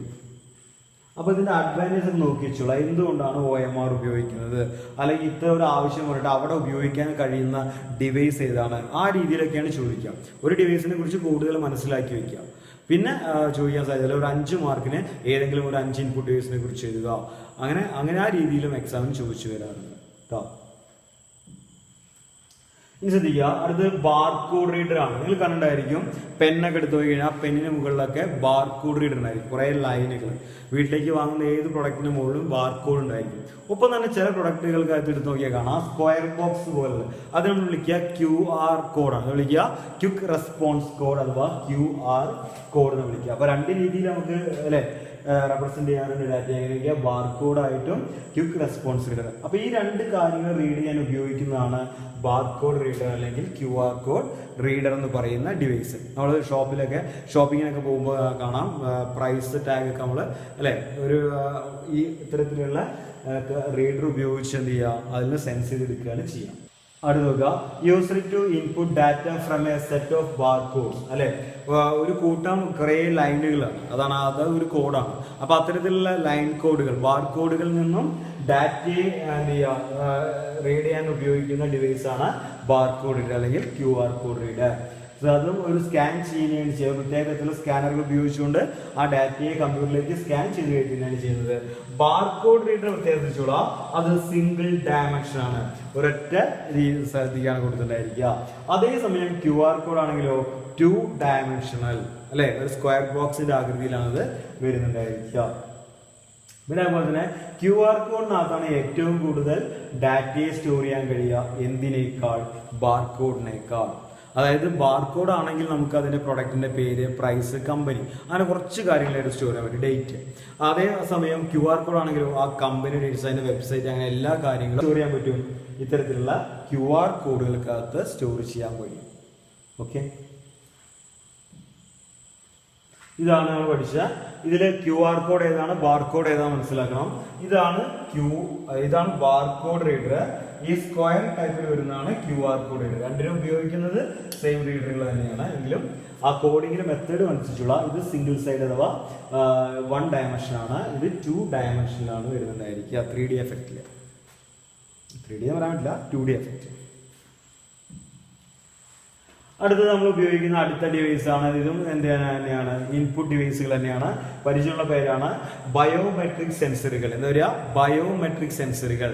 അതായത് നമ്മുടെ ഫിസിക്കലായിട്ടുള്ള ഭാഗങ്ങൾ ഐഡന്റിഫൈ ചെയ്തുകൊണ്ട് വർക്ക് ചെയ്യുന്ന ഡിവൈസുകൾ. റോബോട്ടിക്സിനാണ് പ്രധാനമായിട്ട് ഉപയോഗിക്കുക. നമ്മളിവിടെ സെക്യൂരിറ്റി അലാറങ്ങളിലൊക്കെ അതുണ്ട് കേട്ടോ. അപ്പോൾ ശ്രദ്ധിച്ചോളൂ, identify the human physical features അല്ലെ, മനുഷ്യരുടെ ഫിസിക്കലായിട്ടുള്ള ഫീച്ചേഴ്സിനെ ഐഡന്റിഫൈ ചെയ്തുകൊണ്ട് വർക്ക് ചെയ്യുന്ന ഡിവൈസുകൾ. User to verify the authenticate the identity of user. ഒരാളെ തിരിച്ചറിയാൻ വേണ്ടിയാണ് നമ്മൾ അതൊക്കെ ഉപയോഗപ്പെടുത്തുന്നത് അല്ലെ. ഇനി ഏതൊക്കെ ടൈപ്പ്, എത്ര ടൈപ്പ് ഉണ്ട് നോക്കി നോക്കിയാൽ ഏതൊക്കെ ടൈപ്പ് ഉണ്ടായിരിക്കും.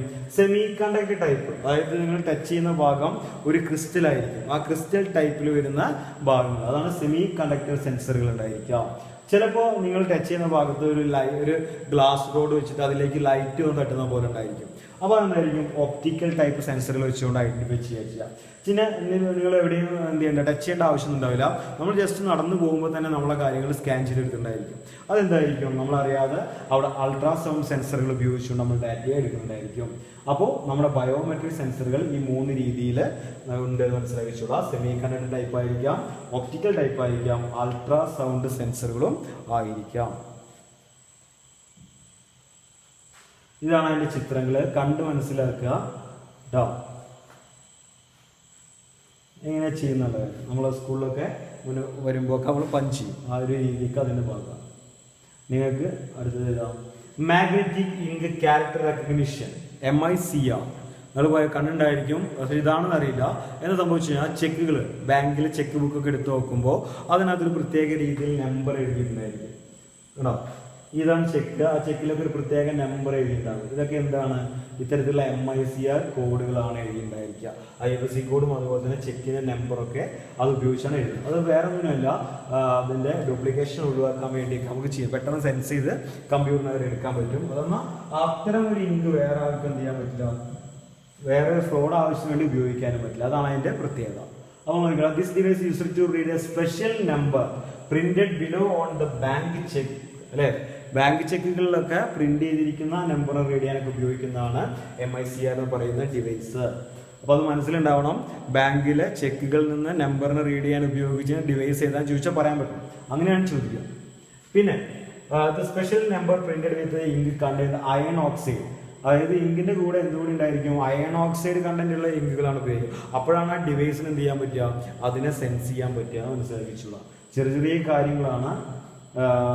MICR code contain the cheque number, branch code, ബാങ്കിന്റെ കോഡുകൾ, പലതരത്തിലുള്ള കോഡുകളാണ് അത് കണ്ടെയ്ൻ ചെയ്യുന്നുണ്ടായിരിക്കുക. പിന്നെന്താ പറയുക, MICR റെഡ്യൂസസ് ഉപയോഗിക്കാനുള്ള മെയിൻ കാരണം അല്ലെ, reduces the error in a data entry and speed up the money transfer.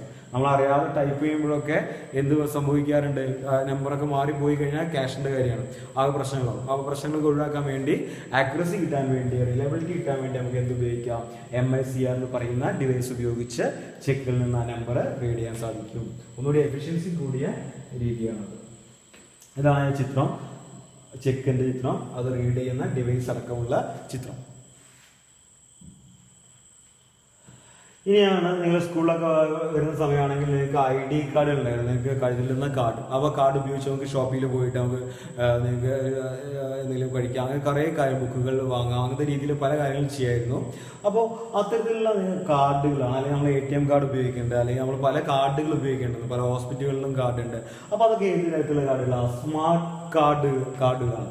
ആ കാർഡുകൾ റീഡ് ചെയ്യാൻ ഉപയോഗിക്കുന്ന ഡിവൈസുകളാണ് ഇത് സ്മാർട്ട് കാർഡ് റീഡറുകൾ. ആ കാർഡുകൾ റീഡ് ചെയ്യാൻ ഉപയോഗിക്കുന്ന ഡിവൈസുകളാണ് ഇത് സ്മാർട്ട് കാർഡ് റീഡറുകൾ.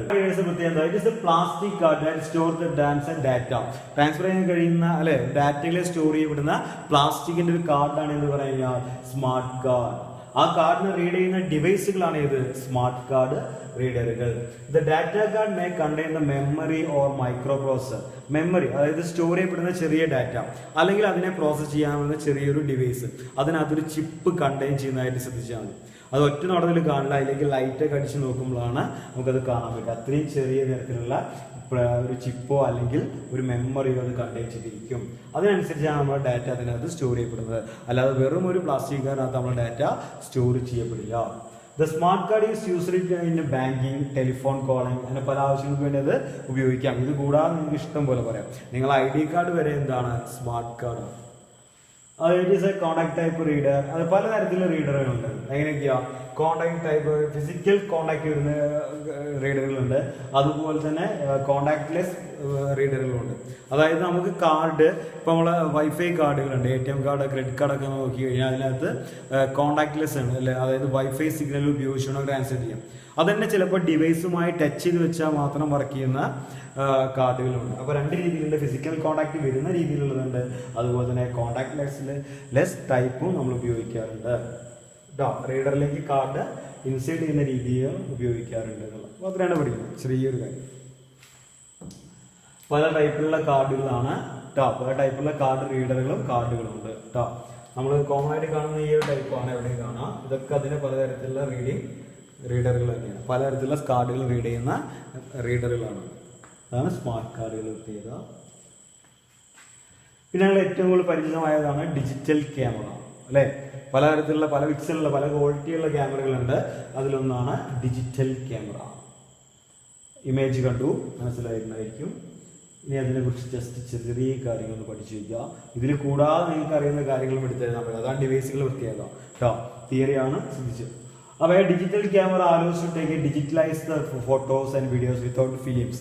പഴയ കാലത്ത് ക്യാമറകളിലൊക്കെ നമ്മൾ ഉപയോഗിച്ചെന്ന് അറിയാം, ഫിലിമുകൾ ഉപയോഗിക്കുകയാണ് ചെയ്യുക. ഇവിടെ ഒരു പ്രത്യേകത എന്താ വെച്ച് കഴിഞ്ഞാൽ ഫിലിമുകളുടെ ആവശ്യമില്ല, ചെറിയൊരു ക്രിസ്റ്റലാണ് നമ്മൾ ഉപയോഗിക്കുക. അതായത് നമ്മൾ പറയുന്ന മെമ്മറി കാർഡ്, ഫ്ലാഷ് കാർഡ്. അപ്പോൾ അത്തരത്തിലുള്ള കാർഡ് ഉപയോഗിച്ചുകൊണ്ട് നമ്മൾ എടുക്കുന്ന എത്രയോ ഫോട്ടോസ്, സൈസ് അനുസരിച്ച് ഒരുപാട് ഫോട്ടോസ്, ഒരു ഫിലിമിൽ 10 × 28 ആണ് കൊള്ളുന്നതെങ്കിൽ അതിൽ കൂടുതൽ നമുക്ക് ഇവിടെ സ്റ്റോർ ചെയ്യാൻ കഴിയും. ഇത്തരത്തിലുള്ള കാർഡുകൾക്കകത്ത് സ്റ്റോർ ചെയ്യാൻ കഴിയും. അപ്പോൾ ആ രീതിയിൽ ഡിജിറ്റലൈസ് ചെയ്യാം, 010 എന്ന ഫോർമാറ്റിലേക്ക് മാറ്റി സ്റ്റോർ ചെയ്യപ്പെടുന്ന രീതി. Without using any other studio equipments അല്ലേ. വേറെ കുറേ ഇൻസ്ട്രുമെന്റ്സിൻ്റെ അല്ലെങ്കിൽ ഡിവൈസിൻ്റെ ഒന്നും സപ്പോർട്ടൊന്നും വേണ്ട. ഒരൊറ്റ ക്യാമറ ഉണ്ടെങ്കിൽ നമുക്ക് എന്ത് ചെയ്യാൻ പറ്റും, അതിനെ കറക്റ്റായിട്ട് വർക്ക് ചെയ്യിക്കാൻ പറ്റും. എന്താ ചെയ്യുന്നത്? ഡയറക്റ്റ്ലി ട്രാൻസ്ഫർ ഇമേജ് ടു കമ്പ്യൂട്ടറിന് മനസ്സിലാക്കാൻ പറ്റുന്ന ഫോർമാറ്റിലേക്ക് നമുക്ക് എന്ത് ചെയ്യാൻ പറ്റും, അതിന് പറ്റാം. മറ്റേ ഫിലിമാണെങ്കിലും ആ ഫിലിം എടുക്കണം, പിന്നെ ആ ഫിലിമിനെ നെഗറ്റീവ് നമ്മൾ എന്ത് ചെയ്യണം, അതിനെ വീണ്ടും ഫോട്ടോ എന്ന് പറയുന്ന രൂപത്തിലേക്ക് മാറ്റണം. ആ ഫോട്ടോ എന്ന് പറയുന്ന രൂപത്തിലെടുത്ത് സ്കാൻ ചെയ്തിട്ട് വേണം കമ്പ്യൂട്ടറിലേക്ക് കയറ്റാൻ. എന്നാൽ ഡിജിറ്റൽ ക്യാമറ ആണെങ്കിലോ നിങ്ങൾ എടുക്കുന്ന ക്ലിക്കിൽ ഓരോ ക്ലിക്കും അതേ സമയം എന്ത് ചെയ്യും, ഡിജിറ്റൽ ഫോർമാറ്റിലേക്ക് മാറും. അത് കമ്പ്യൂട്ടറിലേക്ക് നമുക്ക് കോപ്പി ചെയ്ത് വെക്കാം. എവിടെയാണ് സ്റ്റോർ ചെയ്യപ്പെടുന്നത്? മെമ്മറി കാർഡിനകത്താണ് ഇതൊക്കെ സ്റ്റോർ ചെയ്യപ്പെടുന്നത്. ക്രിസ്റ്റൽ ടൈപ്പ് മെമ്മറി, ഫ്ലാഷ് മെമ്മറിക്കകത്ത്. അതോടെ ഇൻപുട്ട് ഡിവൈസുകൾ കഴിഞ്ഞിരിക്കുക. അപ്പോൾ നമ്മൾ എന്ത് ചെയ്തു, നമ്മൾ പഠിക്കാനുള്ള ഇൻപുട്ട് ഡിവൈസ് എന്ന് പറയുന്ന ഭാഗം കംപ്ലീറ്റ് ആയി. അപ്പോൾ അതിൽ പറഞ്ഞ ഡിവൈസുകൾ, അത് ഡിവൈസുകളുടെ പ്രത്യേകതകൾ, അതിനെക്കുറിച്ച് നിങ്ങൾക്ക് അറിയുന്ന കാര്യങ്ങളൊക്കെ എഴുതാൻ പറ്റണം. ഒറ്റടിക്ക് ഏതെങ്കിലും 5 ഇൻപുട്ട് ഡിവൈസിനെ കുറിച്ച് എഴുതാൻ വേണ്ടി പറഞ്ഞു തരണം. പിന്നെ നമ്മൾ പഠിക്കേണ്ടതെന്ന് വെച്ചാൽ ഒരു ഡിവൈസിൻ്റെ പേര് കേട്ടാൽ അതെന്ത് ആവശ്യത്തിനുള്ളതാണെന്ന് ഓർമ്മ വേണം. അല്ലെങ്കിൽ ഒരു ആവശ്യം കേട്ട് കഴിഞ്ഞാൽ അതിന് ഇന്ന ഡിവൈസ് ഉപയോഗിക്കുക എന്നുള്ള കാര്യം നമുക്ക് ഓർമ്മ വേണം. അത്രയും കാര്യങ്ങളാണ് ആ ഒരു രീതിയിലാണ് അവിടെ ഇൻപുട്ട് ഡിവൈസുകൾ പഠിക്കേണ്ടത്. ഔട്ട്പുട്ട് ഡിവൈസും ആ രീതിയിൽ തന്നെ പഠിക്കേണ്ടത്. അപ്പോൾ നമ്മളിനി പഠിക്കാൻ പോകുന്നത് ഔട്ട്പുട്ട് ഡിവൈസസ്. ഏതാ പഠിക്കാൻ പോകുന്നത്? Output devices. ഔട്ട്പുട്ട് ഡിവൈസസിന്റെ പ്രത്യേകത എന്താ? It communicate the result of processing to the external world അല്ലെ. അതായത് പ്രോസസ് ചെയ്യപ്പെടുന്ന ഡാറ്റയുടെ റിസൾട്ടിനെ പുറത്തേക്ക് നമുക്ക് തരികയാണ്, എക്സ്റ്റേണൽ വേൾഡിലേക്ക് തരികയാണ്. ആര് ചെയ്യുന്നത്? Output devices. They translate the machine representation to the human readable format. മെഷീനകത്തുള്ള റെപ്രസെന്റിങ് ആ മെത്തേഡിനെ എങ്ങോട്ട് മാറ്റിയാണ്? ഹ്യൂമൻ റീഡബിൾ, നമുക്ക് വായിച്ചെടുക്കാൻ പറ്റുന്ന ഫോർമാറ്റിലേക്ക് മാറ്റി, നമുക്ക് കാണാൻ കഴിയുന്ന ഫോർമാറ്റിലേക്ക് മാറ്റി, നമുക്ക് കേൾക്കാൻ കഴിയുന്ന ഫോർമാറ്റിലേക്ക് മാറ്റി തിരിച്ചു തരുന്നവരാണ് ഔട്ട്പുട്ട് ഡിവൈസുകൾ. മനസ്സിലാക്കുക. ഇത് so it is an electro mechanical device അല്ലെ. ഇലക്ട്രിക് സിഗ്നൽ ഉപയോഗിച്ച് വർക്ക് ചെയ്യുന്ന ഡിവൈസ് തന്നെയാണ് അത്. ഇനി അത് 3 തരത്തിലാണ് നമുക്ക് പഠിക്കാനുള്ളത്. അത് എത്ര ടൈപ്പിൽ പഠിക്കാനുള്ള? 3 തരത്തിലാണ് നമുക്ക് പഠിക്കാനുള്ളത്. ഏതൊക്കെയാ? ഒന്ന് വിഷ്വൽ ഡിസ്പ്ലേ യൂണിറ്റ് എന്ന് പറയുന്ന ഒരു ഭാഗം. ഏതാ? Visual display unit. അതായത് നമ്മൾ കാണുന്ന സ്ക്രീൻ, നമ്മൾ കാണുന്ന മോണിറ്റർ, അങ്ങനെ വരുന്നതൊക്കെ നമ്മൾ കാണുന്ന പ്രൊജക്ടറിന്റെ ഭാഗം, ഇതൊക്കെ ഏതാ? വിഷ്വൽ ഡിസ്പ്ലേ യൂണിറ്റിനകത്ത് വരുന്നതാണ്. അവിടെ നമ്മൾ കാണുന്നതൊക്കെ എന്താ? സോഫ്റ്റ് കോപ്പി മാത്രമാണ് കാണുന്നത്. എന്നാൽ അതിന്റെ പ്രിന്ററിന്റെ ഭാഗത്തേക്ക് വരുമ്പോൾ എന്തായി? ആ കാണുന്ന സോഫ്റ്റ് കോപ്പിയെ നമുക്ക് പേപ്പറിലേക്ക് ഹാർഡ് കോപ്പി ആക്കി തിരിച്ചു തരുന്നുണ്ട് അല്ലെ. അതേപോലെ തന്നെ ഇവിടെ എന്തുണ്ട്? പ്ലോട്ടേഴ്സ്. രണ്ടും പ്രിന്ററിന്റെ വർക്ക് തന്നെയാണ് വരിക, ചെറിയൊരു വ്യത്യാസം. അത് ലൈവായിട്ട് നമുക്ക് വരച്ചു തരുന്ന പോലെ തോന്നും, പഠിക്കാം അവിടെ എത്തുമ്പോൾ. അപ്പോൾ 2 ടൈപ്പിലാണ് ഔട്ട്പുട്ട് ഡിവൈസ് വന്നിരിക്കുക. സോഫ്റ്റ് കോപ്പിയെ ഡിസ്പ്ലേ ചെയ്യുന്ന രീതിയിലുള്ളതും ഹാർഡ് കോപ്പിയെ നമുക്ക് പ്രൊവൈഡ് ചെയ്യുന്ന രീതിയിലുള്ള ഔട്ട്പുട്ട് ഡിവൈസുകൾ ഉണ്ട്, മനസ്സിലാക്കി വയ്ക്കാം. ഇനി അത് നമ്മൾ ഓരോന്നായി പഠിക്കാൻ പോകുന്നത്.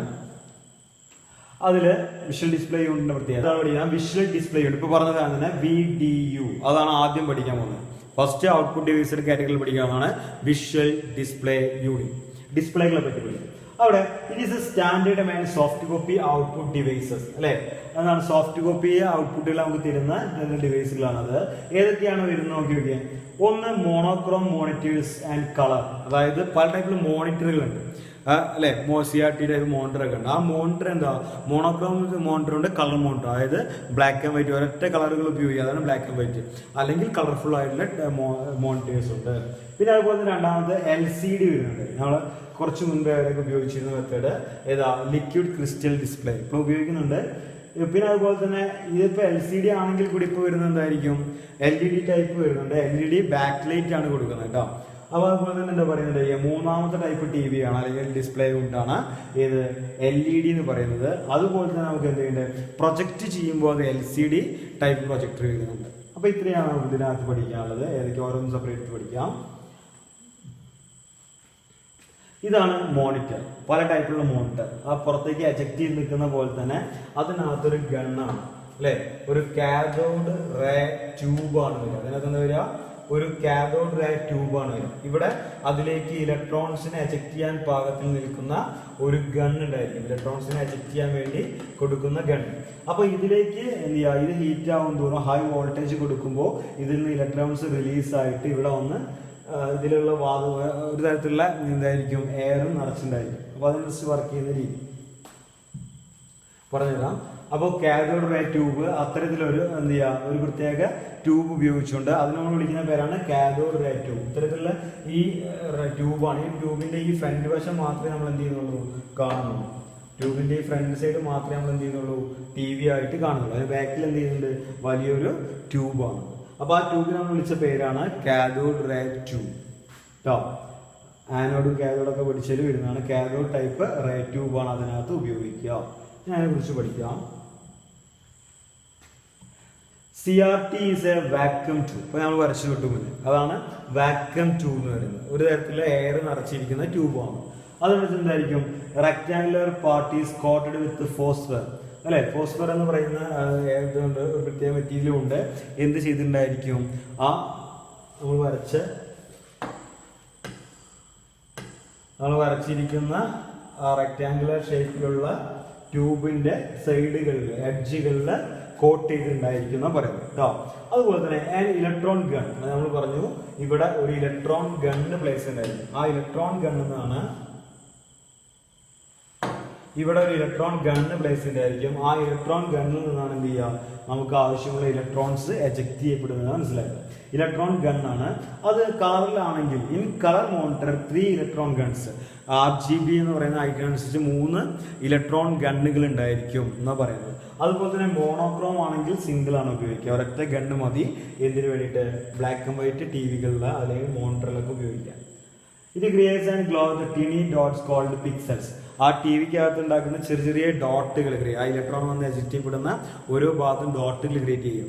അപ്പൊ ആ ഡോട്ടുകളെ വിളിച്ച പേരാണ് എന്ത് പറഞ്ഞു കഴിഞ്ഞാൽ pixels. Pixels on the screen പ്രാവശ്യം മോണിറ്ററിനകത്ത് ചേഞ്ചസ് വരുന്നുണ്ട് അല്ലേ. അപ്പോൾ അതൊക്കെ എന്ത് ചെയ്യപ്പെടുന്നത് റീഫ്രഷ് റേറ്റ് എന്ന് പറയും. അതായത് ഓരോ പ്രാവശ്യവും എന്ത് ചെയ്യുക വീണ്ടും വീണ്ടും ആ കംപ്ലീറ്റ് സ്ക്രീന് സ്കാൻ ചെയ്യപ്പെടുന്നുണ്ട്. അപ്പോൾ അതിനൊക്കെ അതിനൊക്കെ വെച്ചുകൊണ്ടാണ് എന്ത് ചെയ്യുന്നതായിരിക്കുക ഇത്തരത്തിലുള്ള കാഥോഡ് റേ ട്യൂബുകൾ വർക്ക് ചെയ്യുന്നുള്ള കാര്യം മനസ്സിലാക്കി വയ്ക്കുക. അപ്പോൾ കാഥോഡ് റേ ട്യൂബ് പറഞ്ഞു കഴിഞ്ഞാൽ ഒരു തരത്തിലുള്ള വാക്വം ട്യൂബാണ് ഉപയോഗിക്കുക. അതിന്റെ സൈഡുകളിൽ എന്ത് കോട്ട് ചെയ്യപ്പെടുന്നത് ഫോസ്ഫർ കോട്ട് ചെയ്യപ്പെട്ടിട്ടുണ്ട്. ഇലക്ട്രോൺ ഗണ്ണുകൾ ഉപയോഗിക്കും. കളർ മോണിറ്റർ ആണെങ്കിൽ 3 ഗണ്ണുകൾ ഉപയോഗിക്കും. മോണോക്രോം അതായത് ബ്ലാക്ക് ആൻഡ് വൈറ്റ് ടൈപ്പ് ആണെങ്കിൽ 1 ഗണ്ണാണ് ഉപയോഗിക്കുക അല്ലേ. അങ്ങനത്തെ കാര്യങ്ങളൊക്കെ ചെറിയ ചെറിയ ഡോട്ടുകൾ ക്രിയേറ്റ് ചെയ്യപ്പെടുന്ന അതിനെ നമുക്ക് എന്ത് വിളിക്കാം പിക്സലുകൾ എന്നാണ് വിളിക്കുക. ഈ മോട്ടറിന്റെ കേസിൽ ഇമേജിന്റെ കേസിലും ഡോട്ടുകൾ തന്നെയാണ് വരിക. അപ്പോൾ അങ്ങനെ പറഞ്ഞു. റീഫ്രഷ് റേറ്റ് തന്നെ ഓരോ ടൈപ്പിലും ഓരോ പ്രാവശ്യവും എന്ത് ചെയ്യുന്നുണ്ട് മൊത്തം സ്ക്രീനും സ്കാൻ ചെയ്യപ്പെടുന്നുണ്ട്. അങ്ങനെ സ്കാൻ ചെയ്യപ്പെടുന്ന ആ ഒരു മിനിറ്റ് ആ സെക്കൻഡുകളെ നമ്മൾ വിളിച്ച പേരാണ് റീഫ്രഷ് റേറ്റ്. CRT മോണിറ്ററിൽ ഇതൊരു ഔട്ട്പുട്ട് ഡിവൈസ് ആണ്. വിഷ്വൽ ഡിസ്പ്ലേ യൂണിറ്റിനകത്ത് ഒന്നാമത്തെ ഇതിന്റെ ഇത് ഒഴിവാക്കാനൊരു കാരണം ഉണ്ടാവില്ല. അതെന്താന്ന് പറയാം. ഇപ്പൊ ആരും ഉപയോഗിച്ച് കാണാറില്ല. എന്തൊക്കെയായിരിക്കും ഹെവി അല്ലെ വലിയൊരു ഡിവൈസ് ആയിട്ട് മാറുന്നത്. നമുക്ക് എപ്പോഴും പോർട്ടബിൾ ആയിട്ടുള്ള ഡിവൈസുകളാണ് എല്ലാവർക്കും താല്പര്യം. അതുപോലെ തന്നെ ബൾക്കി സൈസ് അതിനെ പുറത്തേക്ക് എജക്ട് ചെയ്തിരിക്കുന്ന ട്യൂബുകൾ അതിന്റെ സൈസ് കൂടുതലാണ് അല്ലേ. അതുപോലെ തന്നെ ഹൈ പവർ കൺസ്യൂമിങ് അതിനകത്ത് നമ്മൾ കൊടുക്കുന്ന 250 വോൾട്ടിനെ 25,000 വോൾട്ട് വരെ ഉയർത്തുന്നുണ്ട്. അപ്പോൾ ഒന്ന് ആലോചിച്ച് നോക്കിയാൽ അത്രയും പവർ കൺസ്യൂമിങ് ആണ്, അത്രയും ചാർജ് ഉപയോഗിക്കപ്പെടുന്നുണ്ട് അവിടെ. പിന്നെ എന്തായിരിക്കും പോർട്ടബിൾ അല്ല, നമുക്ക് കൊണ്ടുപോകാനോ നടക്കാനോ എളുപ്പത്തിൽ അത് സ്യൂട്ടബിൾ അല്ല. അതേപോലെ തന്നെ അതിൽ ഉപയോഗിക്കുന്ന ഇലക്ട്രോൺ സ്ട്രെയിൻ അതിൽ ഉപയോഗിക്കുന്ന വരുന്ന ലൈറ്റുകൾ ഐ സ്ട്രെയിൻസ് ക്രിയേറ്റ് ചെയ്യും, കണ്ണിന് കേട് ഉള്ള കാര്യങ്ങളാണ്. അപ്പോൾ അത്രയൊക്കെയാണ് അതിന്റെ ഡിസഡ്വാൻറ്റേജസ് ആയിട്ട് നമ്മൾ അതിനെ മാറ്റി നിർത്തിക്കൊണ്ട് അടുത്ത ഡിസ്പ്ലേ വരാൻ കാരണം. കാറ്റഗറിയാണ് പഠിക്കാൻ പോകുന്നത് ഫ്ലാറ്റ് പാനൽ മോണിറ്റേഴ്സ് ആണ് വരിക. ഇനി അത് വരുന്നുണ്ടായിരിക്കുക ഫ്ലാറ്റ് പാനൽ മോണിറ്റർ എന്ന് പറയും. അതായത് നിങ്ങൾ കണ്ട LCD ഫ്ലാറ്റ് പാനൽ പ്രത്യേകത അത് നോക്കിച്ചുള്ള തിന്നറാണ്, ലൈറ്റാണ്, ചെറുതും അല്ലെ വെയിറ്റ് കുറഞ്ഞതുമാണ്, കുറച്ച് പവർ സപ്ലൈ ഉപയോഗിക്കേണ്ട ആവശ്യമുള്ളൂ അല്ലെ. അതായത് അത് ഈ ചാർജ് ഡിവൈസിൽ കമ്പനി കാരണം ഓവർ ഹീറ്റ് ആവുന്നു. അപ്പോൾ ആ ഹീറ്റ് കുറവായിട്ട് പ്രൊഡ്യൂസ് ചെയ്യപ്പെടുന്നതാണ് ഇത് ഫ്ലാറ്റ് പാനൽ ഡിസ്പ്ലേകൾ. അതിന് എക്സാമ്പിളുകൾ പറയുന്നത് നോക്കി നമുക്ക് പരിചയമുള്ള എക്സാമ്പിളാണ് LCD മോണിറ്ററുകൾ, അതിന് എക്സാമ്പിളാണ് LED മോണിറ്ററുകൾ, അതിന് എക്സാമ്പിളാണ് പ്ലാസ്മ മോണിറ്റർ, ഏറ്റവും ക്ലിയർ കൂടിയ മോണിറ്റർ അല്ലെ, അതും അതിന് എക്സാമ്പിളാണ്. OLED മോണിറ്റേഴ്സും ഇതിന് എക്സാമ്പിളാണ്. ഇതേപോലെ വരുന്ന ഫ്ലാറ്റ് പാനൽ ഡിസ്പ്ലേകൾക്ക് എക്സാമ്പിളാണെന്ന് മനസ്സിലാക്കുക. അപ്പോൾ ഇനി ഫ്ലാറ്റ് പാനൽ ഡിസ്പ്ലേകൾ ഓരോന്നും നോക്കണം നമുക്ക്. ഇതാണ് LCD, ഒക്കെ ഒരേപോലെ തന്നെയാണ് കാണുമ്പോൾ തോന്നുക. LCD അതിന്റെ ഫുൾ നെയിം പഠിച്ചു വെക്കണം. ലിക്വിഡ് ക്രിസ്റ്റൽ ഡിസ്പ്ലേ എന്ന് വിളിക്കുക. ലിക്വിഡ് ക്രിസ്റ്റൽ ഡിസ്പ്ലേ എന്ന് വിളിക്കുന്ന ഭാഗമാണ്. ഇനി അതിന്റെ പ്രത്യേകത നോക്കിയൊക്കെ ലിക്വിഡ് ക്രിസ്റ്റൽ ഡിസ്പ്ലേ എങ്ങനെ പറയുന്നത്, ഇത് made up of special kind of liquid crystal. ഒരു പ്രത്യേക തരത്തിലുള്ള ക്രിസ്റ്റലുകൾ ലിക്വിഡ് ടൈപ്പുള്ള ക്രിസ്റ്റലുകൾ ഉപയോഗിച്ചാണ് എന്ത് ക്രിയേറ്റ് ചെയ്യപ്പെടുന്നത് LCD ഡിസ്പ്ലേ ക്രിയേറ്റ് ചെയ്യപ്പെടുന്നത്. ഇത് പ്ലേസ് ബിറ്റ്വീൻ ദ 2 പ്ലേറ്റ്സ്, അതായത് 2 റോഡുകൾ ക്രിയേറ്റ് ചെയ്തിട്ട് 2 പ്ലേറ്റുകൾ ക്രിയേറ്റ് ചെയ്തിട്ട് ആ പ്ലേറ്റിന് നടുക്ക് ഒരു പ്രത്യേക തരത്തിലുള്ള മെറ്റീരിയൽ കൊടുക്കുകയാണ്. എന്ത് മെറ്റീരിയലാണ്? ലിക്വിഡ് ടൈപ്പിലുള്ള ക്രിസ്റ്റൽ അല്ലെ. ഒരു ലിക്വിഡ് എന്ന് പറഞ്ഞാൽ നല്ല ലിക്വിഡും അല്ല അല്ലെ, ഒരു ലിക്വിഡ് ടൈപ്പിലുള്ള ക്രിസ്റ്റൽ കൊടുക്കുന്നത് വെക്കുന്ന രീതി. എന്നിട്ട് അതിനെ എന്ത് ചെയ്യുക, എപ്പോഴാണോ അതിലേക്ക് ഇലക്ട്രിസിറ്റി പാസ് ചെയ്യുന്നത് കറണ്ട് 2 സൈഡിൽ നമ്മൾ എന്ത് കൊടുക്കുകയാണ് ഇലക്ട്രോഡുകൾ കൊടുക്കുകയാണ്. സൈഡിൽ എന്ത് കൊടുക്കുക ഇലക്ട്രോഡുകൾ കൊടുക്കുക. എന്നിട്ട് അതിലേക്ക് ചാർജ് കൊടുക്കുന്ന സമയത്ത് കറണ്ട് പാസ് ചെയ്യുന്ന സമയത്ത്, അതായത് എപ്പോഴാണോ അതിലേക്ക് ഇലക്ട്രിസിറ്റി പാസ് ചെയ്യുന്നത് അപ്പോൾ എന്ത് ചെയ്യും ആ ക്രിസ്റ്റൽ ലിക്വിഡ് എന്തായിരിക്കും സോളിഡ് സ്റ്റേറ്റിലേക്ക് മാറുക ചെയ്യും. ആ കറണ്ട് പാസ് ചെയ്യുന്ന സമയത്ത് എന്തായാലും മാറും സോളിഡ് സ്റ്റേറ്റിലേക്ക് മാറും. അപ്പോൾ എന്തായിരിക്കും അത് ലൈറ്റുകളെ ബ്ലോക്ക് ചെയ്യപ്പെടും. അപ്പോൾ അതിനനുസരിച്ച് പലതരത്തിലുള്ള ലൈറ്റുകൾ സ്ക്രീനിൽ കാണും. അപ്പോൾ അങ്ങനെയാണ് എന്ത് വർക്ക് ചെയ്യുന്നുണ്ടായിരിക്കുക LCD ഡിസ്പ്ലേകൾ വർക്ക് ചെയ്യുന്നുണ്ടായിരിക്കുക. വർക്ക് ചെയ്യുക LCD ഡിസ്പ്ലേ. അപ്പോൾ അതിന്റെ പേര് പഠിച്ചിരിക്കുക എന്തായിരിക്കും ലിക്വിഡ് ക്രിസ്റ്റൽ ഡിസ്പ്ലേ. എങ്ങനെ ഉപയോഗിക്കുക, 2 പ്ലാസ്റ്റിക് ഷീറ്റിന് നടുക്ക് വെക്കുന്ന ലിക്വിഡ് ക്രിസ്റ്റൽ ഫോർമാറ്റ് ആണ്. അതിലേക്ക് ഇലക്ട്രോൺസ് പാസ് ചെയ്യുമ്പോൾ ഇലക്ട്രിക് സിഗ്നലുകൾ പാസ് ചെയ്യുമ്പോൾ അത്രയും ലിക്വിഡ് ക്രിസ്റ്റൽ അത്രയും ഭാഗങ്ങൾ സോളിഡ് സ്റ്റേറ്റിലേക്ക് മാറും. അവിടെ ലൈറ്റ് ബ്ലോക്ക് ചെയ്യപ്പെടും. ആ ഒരു കാര്യം മനസ്സിലാക്കി വെക്കുക. പിന്നെ അതിന്റെ പ്രത്യേകത നമുക്കറിയാം, തിന്നാണ്, കുറച്ചുകൂടി കാര്യങ്ങൾ പറയേണ്ട അതിനകത്ത്. It consist of liquid crystal made by tube. അത് നമ്മൾ പറഞ്ഞു. Crystal image electric current pass ചെയ്യുമ്പോൾ അങ്ങനെ പറഞ്ഞു. കറണ്ട് പാസ് ചെയ്യുമ്പോഴാണ് അത് വരുന്നുള്ള കാര്യം നമുക്കറിയാം. Light source at the back of the place make the picture visible. അതായത് നമ്മൾ ശ്രദ്ധിച്ചിട്ടുണ്ടായിരിക്കും LCD ഡിസ്പ്ലേ ഒക്കെ ഓപ്പൺ ചെയ്ത സമയത്ത് അതിൻ്റെ ബാക്കിൽ ഒരു ലൈറ്റ് പാനൽ കാണാം. LCD പാനൽ പോകുമ്പോൾ ചിലപ്പോൾ നമ്മൾ ഡിസ്പ്ലേ ഒക്കെ പോകുമ്പോൾ നമുക്ക് കാണാൻ കഴിയും, എന്നാൽ ലൈറ്റിൽ കാണില്ല. അപ്പോൾ എന്തായിരിക്കും, അതിൻ്റെ ബാക്കിലൊരു പാനലുണ്ട് ലൈറ്റ് കൊടുക്കാൻ വേണ്ടിയിട്ട്. അപ്പോൾ LCDക്ക് എപ്പോഴും സപ്പോർട്ട് ചെയ്യാൻ ബാക്ക് പാനൽ വേണം, ലൈറ്റ് പാനൽ കൊടുക്കും. അപ്പോൾ അതാണ് അവർ പറയുന്നത്. ലൈറ്റ് സോഴ്സും എന്ത് വേണം, ഇത് പ്ലേറ്റ് മേക്സ് പിക്ചർ വിസിബിൾ. പിക്ചറിനെ വിസിബിൾ ആക്കാൻ വേണ്ടി ലൈറ്റ് സോഴ്സും കൂടി കൊടുക്കണം. അതാണ് LCDയുടെ പ്രത്യേകത.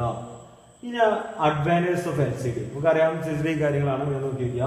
ദേ ആർ വെയിറ്റ്ലെസ് ആണ്, സ്ലിം ആണ്, പവർ കുറച്ച് ഉപയോഗിക്കുന്നുള്ളൂ, പോർട്ടബിൾ ആണ് അല്ലെ. ചെറിയ ചെറിയ ഡിസ്പ്ലേകളടക്കം ഉണ്ടാക്കാൻ സാധിക്കും LCD കൊണ്ട്. പിന്നെ നോട്ട് മേക്ക് ഐസ്റ്റൈന് കുറവാണ് കമ്പാരിറ്റീവ്ലി. ഏതുമായിട്ട് കമ്പയർ ചെയ്യുമ്പോൾ CRTയുമായിട്ട് കമ്പയർ ചെയ്യുമ്പോൾ ഉപയോഗിച്ച് നേരത്തെ. അപ്പോൾ അത് ലിക്വിഡ് ക്രിസ്റ്റൽ ആണെങ്കിൽ ലൈറ്റ് എമിറ്റിംഗ് ഡയോഡുകളുടെ പ്രത്യേകത ഉപയോഗിക്കാം. അപ്പോഴും അതിനകത്ത് LCD എഫക്റ്റ് വരുന്നുണ്ട്. ആ LCDക്ക് ബാക്ക് ലൈറ്റ് കൊടുത്ത് എവിടെയാണോ അവിടെയാണ് നമ്മൾ എന്ത് ഉപയോഗിക്കുക, LED പാനലുകൾ ഉപയോഗിക്കുക. ആ ഒരു രീതിയാണ് LED മോട്ടറാണ്. അപ്പോൾ ഒന്നുകൂടി എന്തായിരിക്കും, സാധാരണ പാനലിനേക്കാൾ ഒന്നുകൂടി എന്തായിരിക്കും ക്ലിയർ കൂടിയതും LED മോട്ടറാണ്. It use LED directly behind the LCD അല്ലെ. LCDക്ക് ബാക്ക് ലൈറ്റ് പോലെ എന്ത് കൊടുക്കുക, LED സ്ക്രീനുകൾ തന്നെ ബാക്കിൽ കൊടുക്കുകയാണ് ചെയ്യുക. ഇത് technique give the screen is on light അല്ലേ. അപ്പോൾ അതിനനുസരിച്ച് ലൈറ്റ് എഫക്റ്റ് കൊടുക്കാൻ സാധിക്കും. അതുകൊണ്ട് തന്നെ LEDക്ക് ക്ലിയർ കിട്ടുകയാണ് ചെയ്യുക. പിന്നെ എന്താ പറയുന്നത്, it can be on of stage. എങ്ങനെ ഉണ്ടായിരിക്കും, അതായത് LED ആണ്, ലൈറ്റുകൾ ഓൺ സ്റ്റേജിലേക്കും ഓഫ് സ്റ്റേജിലേക്കും നമുക്ക് എന്ത് ചെയ്യാൻ പറ്റും, കൊടുക്കാൻ കഴിയുന്നുള്ള കാര്യം ഓർത്ത് വയ്ക്കുക. അതുപോലെ തന്നെ LED ഓരോ ഭാഗത്തും LED ഫിഗറുകൾ കൊണ്ടുവരേണ്ട കാരണം എക്സ്പെൻസീവ് ആണ്. കാരണം LCD ഔട്ട്ലൈൻ കൊടുത്തിട്ട് അതിന്റെ ബാക്കിൽ നമുക്ക് LED കൊണ്ടുവരണം. അപ്പോൾ ശരിക്കും എന്താണ്, പാനലല്ല ഫുള്ളായിട്ട് കൊണ്ടുവരും. അപ്പോൾ എന്തായിരിക്കും വരുന്നുണ്ടായിരിക്കുക, എക്സ്പെൻസീവ് ആണ്. അഡ്വാൻറ്റേജ് എന്തായിരിക്കും, കളർ ക്വാളിറ്റി, അതുപോലെ തന്നെ ക്ലാരിറ്റി, വൈഡർ റേഞ്ച്. നമുക്ക് കുറച്ച് ദൂരം സൈഡിൽ നോക്കിയാലൊക്കെ വ്യൂ ചെയ്യുന്ന ഒരു കഴിവ് കേട്ടോ. അപ്പോൾ അതാണ് LEDയുടെ പ്രത്യേകം നോക്കി വെച്ചോളാം. അടുത്ത അതേപോലെ തന്നെ പഠിക്കാനുള്ളതാണ്, ഫ്ലാറ്റിൽ തന്നെ വരുന്നതാണ് പ്ലാസ്മ മോണിറ്റർ. ഏതുകൊണ്ടാ, പ്ലാസ്മ ടൈപ്പ് മോണിറ്റേഴ്സ്. ഈ പ്ലാസ്മ ടൈപ്പ് മോണിറ്റേഴ്സ് നമുക്കറിയാം, രണ്ട് റോഡുകളാണ്, രണ്ട് പ്ലാസ്റ്റിക്കിൻ്റെ ചില്ലിൻ്റെ ഗ്ലാസ് ട്യൂബുകൾ വരും. ആ ട്യൂബിനകത്ത് നിയോൺ പോലുള്ള ഏതെങ്കിലും ഒരു ഗ്യാസ് ഫില്ല് ചെയ്യുക ചെയ്യാം. എന്നിട്ട് അതിൽ രണ്ട് സൈഡിലും ഇലക്ട്രോഡുകൾ വയ്ക്കും. രണ്ട് സൈഡിലുള്ള എഡ്ജുകളിൽ ഇലക്ട്രോഡുകൾ വയ്ക്കുകയാണ്. എന്നിട്ട് ആ ഇലക്ട്രോണിൽ നിന്ന് ഇലക്ട്രോൺസ് പാസ് ചെയ്യുമ്പോൾ എന്ത് ചെയ്യുക, കൊളിഷൻ മൂലം അവിടെ ലൈറ്റിൻ്റെ എഫക്റ്റ് ക്രിയേറ്റ് ചെയ്യപ്പെടുന്ന രീതി. When a voltage pulses passes between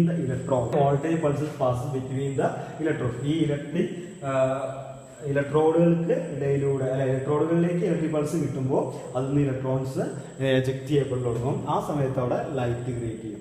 അങ്ങനെ പല തരത്തിലുള്ള കളറുകൾ ക്രിയേറ്റ് ചെയ്യാൻ സാധിക്കും അല്ലെ, പലതരത്തിലുള്ള കളറുകൾ ക്രിയേറ്റ് ചെയ്യാൻ സാധിക്കും. It create images on the monitor. മോണിറ്ററിനകത്ത് ഇമേജുകൾ ക്രിയേറ്റ് ചെയ്യപ്പെടുന്നത് ഈ ഒരു രീതിയിൽ തന്നെയാണ്. എക്സ്പെൻസീവ് ആണ്, എന്നാൽ ഏറ്റവും ക്ലിയർ കൂടിയ രീതിയായിട്ട് മാറ്റിച്ചു. വൈഡ് ആംഗിൾ നമുക്ക് കാണിച്ചു, ഏതാണെങ്കിൽ പ്ലാസ്മയാണെങ്കിൽ. അതുപോലെ തന്നെ LED എഫക്റ്റ് നമ്മൾ കൊടുക്കുന്നതാണ് അല്ലെ, ഓർഗാനിക് LED എഫക്റ്റ് കൊടുക്കുക. LED പറഞ്ഞ പോലെ തന്നെ അവിടെ നമ്മൾ ഉപയോഗിക്കുന്ന മെത്തഡ് ഏതാ, ഓർഗാനിക് LED അഥവാ OLED ചെയ്യുന്നതായിരിക്കുക. അപ്പോൾ അതിന് പ്രത്യേകത എന്ന് വെച്ച് കഴിഞ്ഞാൽ മില്യൺസ് ഓഫ് ടിനി LED. അപ്പോൾ LEDകളുടെ എണ്ണം കൂടി, അപ്പോൾ അതിന് പ്രത്യേകത അത്രയും ക്ലാരിറ്റി കൂടും. അതാണ് പ്രത്യേകത. അല്ലാതെ അത്രയും ക്ലാരിറ്റി കൂടും. അതുപോലെ തന്നെ ചെറുതാകുന്നതോടെ നമുക്ക് അത്രയും വോൾട്ടേജ് കുറയ്ക്കാൻ സാധിക്കും അല്ലേ. പിന്നെ അതുപോലെ തന്നെ LED screens thinner and lighter ആയിട്ട് മാറും. വളരെ മൈന്യൂട്ട് ആയിട്ടുള്ള പോയിന്റേഴ്സ് ഉപയോഗിക്കുമ്പോൾ അത്രയും ഭാഗം നമുക്ക് അതിനെ റെഡ്യൂസ് ചെയ്ത് തിൻ ഷേപ്പിലേക്ക് കൊണ്ടുവരാൻ പറ്റും. അതാണ് OLEDയുടെ പ്രത്യേകതകൾ. It can produce the better quality images. അത് പിന്നെ വളരെ അടുത്തടുത്ത ഡോട്ട് LEDകളായ കാരണം അത്രയും ക്ലാരിറ്റിയുള്ള ഇമേജുകൾ ക്രിയേറ്റ് ചെയ്യാൻ ആർക്ക് കഴിയും, OLED മോണിറ്റേഴ്സിന് കഴിയും. വളരെ തിന്നാണ്ട് അത്രയും ക്ലാരിറ്റി ഉണ്ടാവും. ചെറിയൊരു പവർ സപ്ലൈ ഉപയോഗിച്ചാൽ മതി. എക്സ്പെൻസീവ് ആണ് എന്നുള്ള കാര്യം ഓർത്തിരിക്കുക. അതാണ് OLED മോണിറ്റേഴ്സിന്റെ പ്രത്യേകത. രണ്ടാമത്തെ ഓപ്ഷൻ നെക്സ്റ്റ് ആണ് LCD പ്രൊജക്ടേഴ്സ്. നമ്മൾ കാണുന്ന VGA പോർട്ടിലേക്ക് നമ്മൾ കണക്ട് ചെയ്തുകൊണ്ട് ഉപയോഗിക്കാവുന്ന പ്രൊജക്ടറുകളാണ്. അതായത് വലിയ സ്ക്രീനിലേക്ക് നമ്മുടെ ചെറിയ ഡിസ്പ്ലേകളെ മാറ്റാൻ വേണ്ടി ഉപയോഗിക്കുന്നതാണ് പ്രൊജക്ടേഴ്സ് എന്ന് പറഞ്ഞു കഴിഞ്ഞാൽ. അപ്പൊ ബീം ഓഫ് ലൈറ്റ് ആണ് അതിലെ പ്രധാനപ്പെട്ട ഭാഗം. ആ ലൈറ്റ് ചുമരിലേക്ക് പോയി തട്ടുമ്പോൾ അവിടെ ആ ഇമേജുകൾ ക്രിയേറ്റ് ചെയ്യാണ് ചെയ്യുക. It is a video projector. It is displaying the video image on a large screen. വലിയ സ്ക്രീനുകളിൽ ഇമേജുകൾ സെറ്റ് ചെയ്യാൻ വേണ്ടി ഉപയോഗിക്കുന്നതാണ് പ്രൊജക്ടേഴ്സ്. ഇതാണ് പ്രൊജക്ടറിന്റെ ഇമേജ്. ഇതാണ് നമ്മൾ കാണുന്ന പ്രൊജക്ടർ. ഇവിടെ നിന്ന് വരുന്ന ആ ലൈറ്റിന്റെ ബീമാണ് നിങ്ങൾക്ക് എന്ത് ചെയ്യുന്നുണ്ടായിരിക്കുക, ആ ഇമേജുകൾ സ്ക്രീനിനകത്ത് ക്രിയേറ്റ് ചെയ്യപ്പെടുന്നത്. അടുത്ത ബീം ഹൈ ഇന്റൻസിറ്റി കൂടിയ ലൈറ്റാണ്. അതിലേക്ക് വരുന്ന ലൈറ്റിലേക്ക് ഡയറക്റ്റ് നോക്കുവാൻ തന്നെ പാടില്ലാന്നാണ് പറയുക. Okay, using 1000 pixel LCD display. അതായത് അതിൽ നിന്ന് വരുന്ന ഇമേജുകൾക്ക് ഒരു ക്ലാരിറ്റി ഉണ്ടായിരിക്കും. അത് പല റെസൊല്യൂഷനിലാണ് പറയാം അല്ലേ. അപ്പോൾ ഇവിടെ പറയുന്നത് എത്രയാ, 1000 പിക്സൽ അടക്കം വരുന്ന റേഞ്ചിലുള്ള പ്രൊജക്ടേഴ്സ് ഉണ്ട്. This game light of projector focus on the image on the surface അല്ലേ. ഏതെങ്കിലും പ്രതലത്തിൽ ഒരു ഇമേജിനെ കൊണ്ടുവരാനൊക്കെ വേണ്ടി ഉപയോഗിക്കുന്നതാണ് ഇത്തരത്തിലുള്ള പ്രൊജക്ടറുകൾ. ഒന്നുമില്ല, നമ്മൾ പഠിച്ച ഡിസ്പ്ലേ യൂണിറ്റിലെ സോഫ്റ്റ് കോപ്പിയെ പുറത്തേക്ക് എജക്ട് ചെയ്ത് കാണിക്കുന്ന വേറൊരു ഡിവൈസ് ആണ് എന്ത്, പ്രൊജക്ടർ എന്ന് പറഞ്ഞു കഴിഞ്ഞാൽ. ഇനി ഞങ്ങൾക്ക് പഠിക്കാനുള്ളത് പ്രിന്റേഴ്സ് ആണ്. ഏതൊക്കെ പഠിക്കാനുള്ളത്? പ്രിന്റേഴ്സ്. അതായത് സോഫ്റ്റ് കോപ്പി ആയിട്ട് ഔട്ട്പുട്ട് തരുന്ന ഭാഗം പഠിച്ചു കഴിഞ്ഞു. ഇനി നമുക്ക് പഠിക്കാനുള്ളത് എന്താ, ഹാർഡ് കോപ്പി ആയിട്ട് ഔട്ട്പുട്ട് തരുന്ന ഭാഗങ്ങളെ. ഏതാ പഠിക്കാനുള്ള? Hard copy output. അത് രണ്ട് രീതികളുണ്ട്. ഒന്ന് പ്രിന്റർ, രണ്ടാമത്തത് പ്ലോട്ടർ. രണ്ടും ഒരേ വർക്ക് തന്നെയാണ് വരിക, ചെറിയ വ്യത്യാസം. നമ്മൾ ഫ്ലെക്സ് ഒക്കെ അടിക്കുന്നത് പ്ലോട്ടറാണ്. നോർമലായിട്ട് പ്രിന്റ് എടുക്കുന്നതൊക്കെ, പേപ്പറിൽ പ്രിന്റ് എടുക്കുന്നതൊക്കെ പ്രിന്ററാണ്. അത് പറഞ്ഞുതരാം. അതിൽ ആദ്യം പഠിക്കാൻ പോകുന്നത് പ്രിന്ററാണ്. എന്തായിരിക്കും പ്രിന്റ് ചെയ്യുന്നതായിരിക്കുക? Printed output is the most useful and convenient form of information അല്ലെ. ഇൻഫർമേഷൻ നമുക്ക് ഏറ്റവും ഉപകാരപ്രദമായ രീതിയിലേക്ക് മാറ്റി തരുന്ന ആരാണ്? പ്രിന്ററുകളാണ്. നമുക്ക് ഡെയിലി യൂസിനൊക്കെ പറ്റുന്ന രീതിയിൽ A4 A5 എടുത്ത് തരുന്ന രീതി യൂസ് ചെയ്തിട്ട് ഹാർഡ് കോപ്പി ഡിവൈസ്. പ്രിന്റർ ശരിക്കും എന്താണ്? ഒരു ഹാർഡ് കോപ്പി ഡിവൈസ് ആണ്. ലാർജ് പ്രിന്റിംഗ് ഏരിയ അല്ല, എന്താ പറയുക, ഏറ്റവും ചെറിയ ഒരു പരിധിക്കകത്ത് ഉപയോഗിക്കുന്നതാണ് പ്രിന്റേഴ്സ്. ഇതേ ഡിഫറെന്റ് കുറെ ടൈപ്പ് പ്രിന്റേഴ്സിന്റെ പേര് പറയുന്നുണ്ട്. ഏതൊക്കെയാ? ഒന്നാമത്തെ പ്രിന്ററാണ് dot matrix printer, inkjet printer, laser printer, thermal printer. നമുക്ക് കുറേ അതുപോലെ തന്നെ ചെയിൻ പ്രിന്റർ ഒക്കെ ഉണ്ട്. അതൊന്നും ഇപ്പോൾ ഇല്ലാത്ത കാരണമാണ് പഠിക്കാനില്ലാത്ത. നമുക്ക് ഈ 4 പ്രിന്ററുകളിൽ പഠിക്കാനുള്ളത് പഠിക്കാം. ഏതൊക്കെയാ? Dot matrix printer, inkjet printer, laser printer, thermal printer. 4 printer നോക്കാം നമുക്ക്. അതിൽ ഒന്നാമത്തെ പ്രിന്ററാണ് ഡോട്ട് മാട്രിക്സ് പ്രിന്റർ. ഒന്നാമത്തെ പ്രിന്റർ ഏതാ? ഡോട്ട് മാട്രിക്സ് പ്രിന്ററുകൾ. ഡോട്ട് മാട്രിക്സ് പ്രിന്ററിന്റെ പ്രത്യേകത നോക്കുക. There is a physical contact between the print head and paper. നമ്മൾ പ്രിന്റ് ചെയ്യാനാണ് ഉദ്ദേശിക്കുന്നത് എന്താ? ഒരു ഹെഡ് വന്നിട്ട് അല്ലെങ്കിൽ എന്തെങ്കിലും തരത്തിലൊരു ഡിവൈസ് വന്നിട്ട് നമ്മളെ പേപ്പറിനകത്ത് കോണ്ടാക്ട് ഉണ്ടായിരിക്കും. എന്നാൽ ചില പ്രിന്ററിനകത്ത് എന്തുണ്ടാവില്ല, പേപ്പർ ഒരു ഭാഗത്ത് വെറുതെ ഇരിക്കുകയായിരിക്കും, ഹെഡ് റൈറ്റ് ചെയ്യേണ്ട ഹെഡ് വേറെ സൈഡിലായിരിക്കും.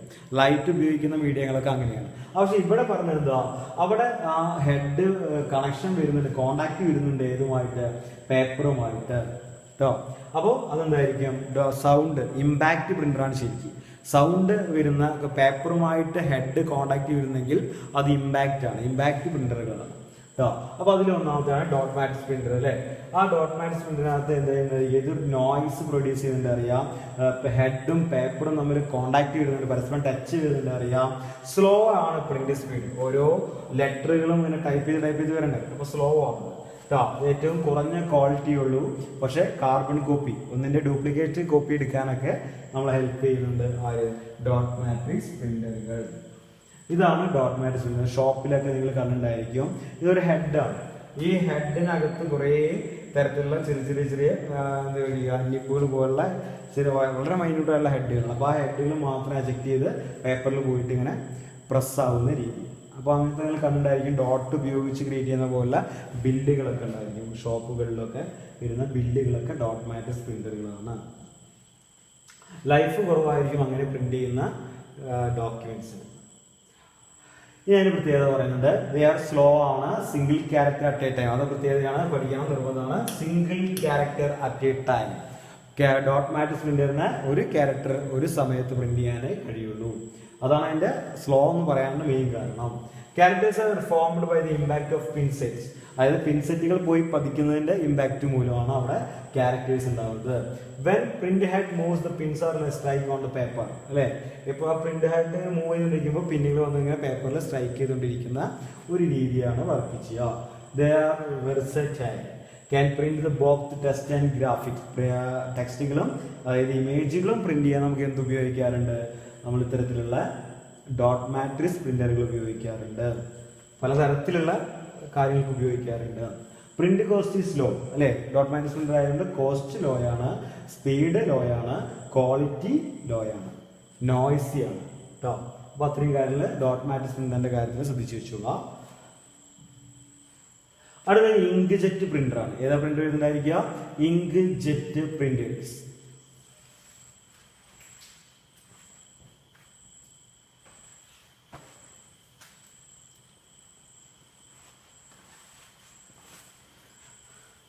ശ്രദ്ധിക്കുക, അടുത്ത പഠിക്കുന്നത് ഏതാ? ഇങ്ക് ജെറ്റ് പ്രിന്റേഴ്സ് ആണ്. അപ്പൊ എന്താ പ്രത്യേകത? ഇങ്ക് ജെറ്റ് പറഞ്ഞാൽ ഇങ്കിന്റെ ബോട്ടിൽ, അതാണ് നമ്മൾ വിളിക്കുന്നത് കാട്രിഡ്ജ്. ആ കാട്രിഡ്ജിൽ നിന്ന് ഇങ്ക് എന്ത് ചെയ്യുക, പേപ്പറിലേക്ക് സ്പ്രേ ചെയ്യുന്ന രീതിയിൽ, വെറുതെ സ്പ്രേ ചെയ്യില്ല, ഒരു മാഗ്നറ്റിക് മെറ്റീരിയലൊക്കെ വെച്ചിട്ട് കറക്റ്റ് ആയിട്ട് കിട്ടുന്ന രീതിയിൽ ചെയ്യുന്നതാണ് ഇത് ഇങ്ക് ജെറ്റ് പ്രിന്ററിനകത്ത് വരിക. അതിന് പറഞ്ഞു ഡോട്ട് മാട്രിക്സിനകത്ത് ഹെഡ് പോയിട്ട് പേപ്പറുമായിട്ട് കോണ്ടാക്ട് ചെയ്യാം. ഇവിടെ ഹെഡ് കാട്രിഡ്ജ് എന്തായിരിക്കുക, ഒരു ബോട്ടിലാണ്, ഇങ്ക് നിറച്ച ബോട്ടിലാണ്. അതിൽ നിന്ന് ഇങ്ക് എജക്ട് ചെയ്യും പേപ്പറിലേക്ക്. അത് എന്ത് ചെയ്യുക, ജസ്റ്റ് മാനിപ്പുലേറ്റ് ചെയ്യാൻ വേണ്ടി, കറക്റ്റായിട്ട് കിട്ടാൻ വേണ്ടി നമ്മൾ അവിടെ മാഗ്നറ്റിക് ടൈപ്പ് ഡിവൈസുകൾ ഉപയോഗിക്കും. Printing done by spraying in to the paper through a nozzle. ചെറിയ പോയിന്റിലൂടെ അത് പുറത്തേക്ക് എജക്ട് ചെയ്യുകയാണ് ചെയ്യുക. There is a no physical contact between the print head and paper. പേപ്പറുമായിട്ടോ ഹെഡുമായിട്ടോ പരസ്പരം ടച്ച് വരുന്നില്ല. അതുകൊണ്ട് തന്നെ അതെന്താവില്ല, നോയ്സി ആവില്ല, നോയ്സ് ഉണ്ടാവില്ല കേട്ടോ. പ്രിന്റിംഗ് സ്പീഡ് ഹൈ ആണ് അല്ലേ, വളരെ സ്പീഡിൽ നമുക്ക് പ്രിന്റ് ചെയ്യാൻ പറ്റും. ഹൈ ക്വാളിറ്റി കളർ പ്രിന്റിംഗ് ആണ്. അതുപോലെ തന്നെ എന്താ, നോയ്സ് ഇല്ലാന്ന് ഓൾറെഡി പറഞ്ഞു. യൂസ് ടു ഹോം യൂസേജ് ആണ് അല്ലേ, ചെറിയ ചെറിയ ആവശ്യങ്ങൾക്കൊക്കെ നമുക്ക് ഉപയോഗിക്കാം. കാരണം അത് ഏറ്റവും ചെറിയ ഫോർമാറ്റിലേക്ക് നമുക്ക് മാറ്റാൻ കഴിയും എന്നുള്ളതാണ്. കാരണം അതിനകത്തുള്ള എക്യുപ്മെന്റ്സ് കുറവാണ്, ഡിവൈസിനകത്തുള്ള കമ്പോണൻസ് കുറവാണ് വരിക. അതാണ് ഇങ്ക് ജെറ്റ് പ്രിന്റർ. ഇതാണ് ഇങ്ക് ജെറ്റ് പ്രിന്റർ കേട്ടോ. കളർ പ്രിന്ററുകളൊക്കെ എളുപ്പത്തിൽ എടുക്കാൻ സഹായിക്കുന്ന കാറ്ററിജുകളൊക്കെ, പലതരത്തിലുള്ള കളർ കാറ്ററിജുകളൊക്കെ ഉപയോഗിക്കുന്ന ടൈപ്പ് പ്രിന്ററാണ് ഇങ്ക് ജെറ്റ് പ്രിന്റർ. ഡോട്ട് മാട്രിക്സിനകത്ത് ഹെഡ് പോയിട്ട് എഴുതുന്ന രീതിയാണെങ്കിൽ ഇവിടെ ഇങ്ക് എജക്ട് ചെയ്തിട്ടാണ് എന്ത് ചെയ്യുന്നതായിരിക്കുക, പ്രിന്ററിനകത്ത് ഔട്ട്പുട്ട് വരുന്നതായിരിക്കുക. ഇനി നമ്മൾ എപ്പോഴും കാണുന്ന സ്കൂളുകളിലും ഷോപ്പുകളിലൊക്കെ നമ്മൾ കോമൺ ആയിട്ട് കാണുന്നതാണ് ലേസർ പ്രിന്റർ. Laser printers. ഏത് പ്രിന്ററാ? ലേസർ പ്രിന്റേഴ്സ് എന്ന് പറയുന്ന ഭാഗം. ഈ ലേസർ പ്രിന്ററിന്റെ പ്രത്യേകത, അവിടെ നമ്മൾ എന്ത് ഉപയോഗിക്കുന്നുണ്ടായിരിക്കുക, കാർബൺ പൗഡറാണ്, ടോണർ എന്ന് പറയുന്ന സംഭവം. അതായത് കാർബൺ പൗഡർ. അത് നമുക്ക് എന്ത് സംഭവിച്ചാൽ, ലേസർ പ്രിന്റർ എന്ന് പറഞ്ഞാൽ നമുക്ക് തന്നിരിക്കുന്ന കോപ്പി ആ പേപ്പറിനെ ലൈറ്റ് ഉപയോഗിച്ച് ഒരു ഡ്രമ്മിലേക്ക് പതിക്കുകയാണ്. അപ്പോൾ ഈ പേപ്പറിൽ തട്ടുന്ന ലൈറ്റ് തിരിച്ച് റിഫ്ലക്ട് ചെയ്ത് ഡ്രമ്മിൽ തട്ടും. അപ്പോൾ ഈ ബ്ലാക്ക് ലെറ്ററുകൾ കൊടുത്ത ഏരിയയിൽ ലൈറ്റ് തട്ടുമ്പോൾ അത് റിഫ്ലക്ട് ചെയ്യില്ല.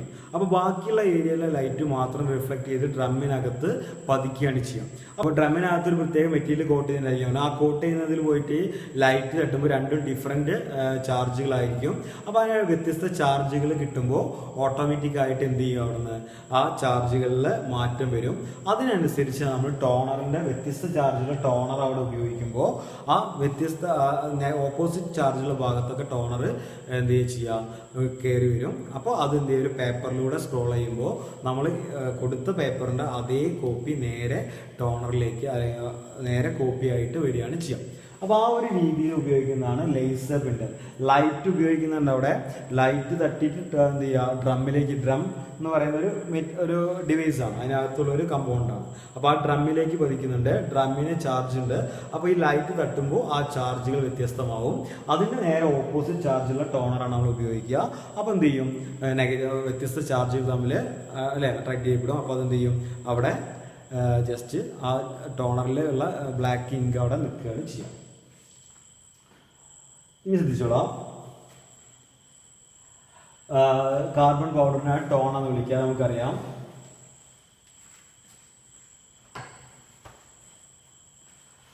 കാർബൺ പൗഡറിനെയാണ് ടോൺ എന്ന് വിളിക്കുക, നമുക്കറിയാം. പ്രിന്റിംഗ് ഡൺ ബൈ ഇലക്ട്രോസ്റ്റാറ്റിക് പ്രോസസ്സിലൂടെയാണ് പ്രിന്റിംഗ് പ്രോസസ്സ് കംപ്ലീറ്റ് ചെയ്യുന്നത്, നമുക്കറിയാം. പ്രിന്റിംഗ് സ്പീഡ് ഹൈ ആയിരിക്കും. അതുകൊണ്ട് തന്നെ ഹൈ ക്വാളിറ്റി ആണ്, കളർ പ്രിന്റിംഗ് ആണ്, നോയ്സ് ഇല്ല. എത്ര മറ്റേ അവിടെ നമ്മൾ ഡോട്ട് മാട്രിക്സിനകത്ത് 1 ക്യാരക്ടർ അറ്റ് എ ടൈം എന്ന് പറയുമ്പോൾ ഇവിടെ എത്ര CBS ക്യാരക്ടർ പെർ സെക്കൻഡ്, ഒരു സെക്കൻഡിൽ എത്ര ക്യാരക്ടർ പ്രിന്റ് ചെയ്യാൻ കഴിയും? 180 മുതൽ 300 വരെ എന്തായിരിക്കും പ്രിന്ററിന്റെ കപ്പാസിറ്റിക്ക് അനുസരിച്ച് പ്രിന്റ് ചെയ്യാം. ആ ടോണറിന്റെ പോസിറ്റീവ് നെഗറ്റീവ് ചാർജിന്റെ കാര്യം നമ്മൾ പറഞ്ഞു. ഇതാണ് ലേസർ പ്രിന്റർ. ഇതാണ് ഇത് പറഞ്ഞാൽ ലേസർ പ്രിന്റർ എന്ന് പറയുന്ന ഏരിയ ഡിവൈസ്. അപ്പോൾ നോക്കി ആ പ്രിന്റർ എന്ന് പറയുന്ന ഭാഗം കഴിഞ്ഞു. 4 ടൈപ്പ് പ്രിന്റർ ആണ് പഠിച്ചു, അവിടെ നിൽക്കട്ടെ. ഇനി പഠിക്കാനുള്ളത് പ്ലോട്ടറുകളാണ്. പ്ലോട്ടർ എന്ന് പറഞ്ഞു കഴിഞ്ഞാൽ 2 പ്ലോട്ടറാണ് പഠിക്കാനുള്ളത്, ഡ്രം പ്ലോട്ടറും അതുപോലെ തന്നെ ഫ്ലാറ്റ് ബെഡ് പ്ലോട്ടറും. പറഞ്ഞുതരാം. ഡ്രം പ്ലോട്ടർ തന്നെ പേപ്പർ അതിന് മുകളിലൂടെ സ്ക്രോൾ ചെയ്ത് ഇങ്ങനെ പോകും. അതായത് നമ്മൾ ഫ്ലെക്സ് അടിക്കുന്ന മെഷീൻ കണ്ടിട്ടുണ്ടായിരിക്കും.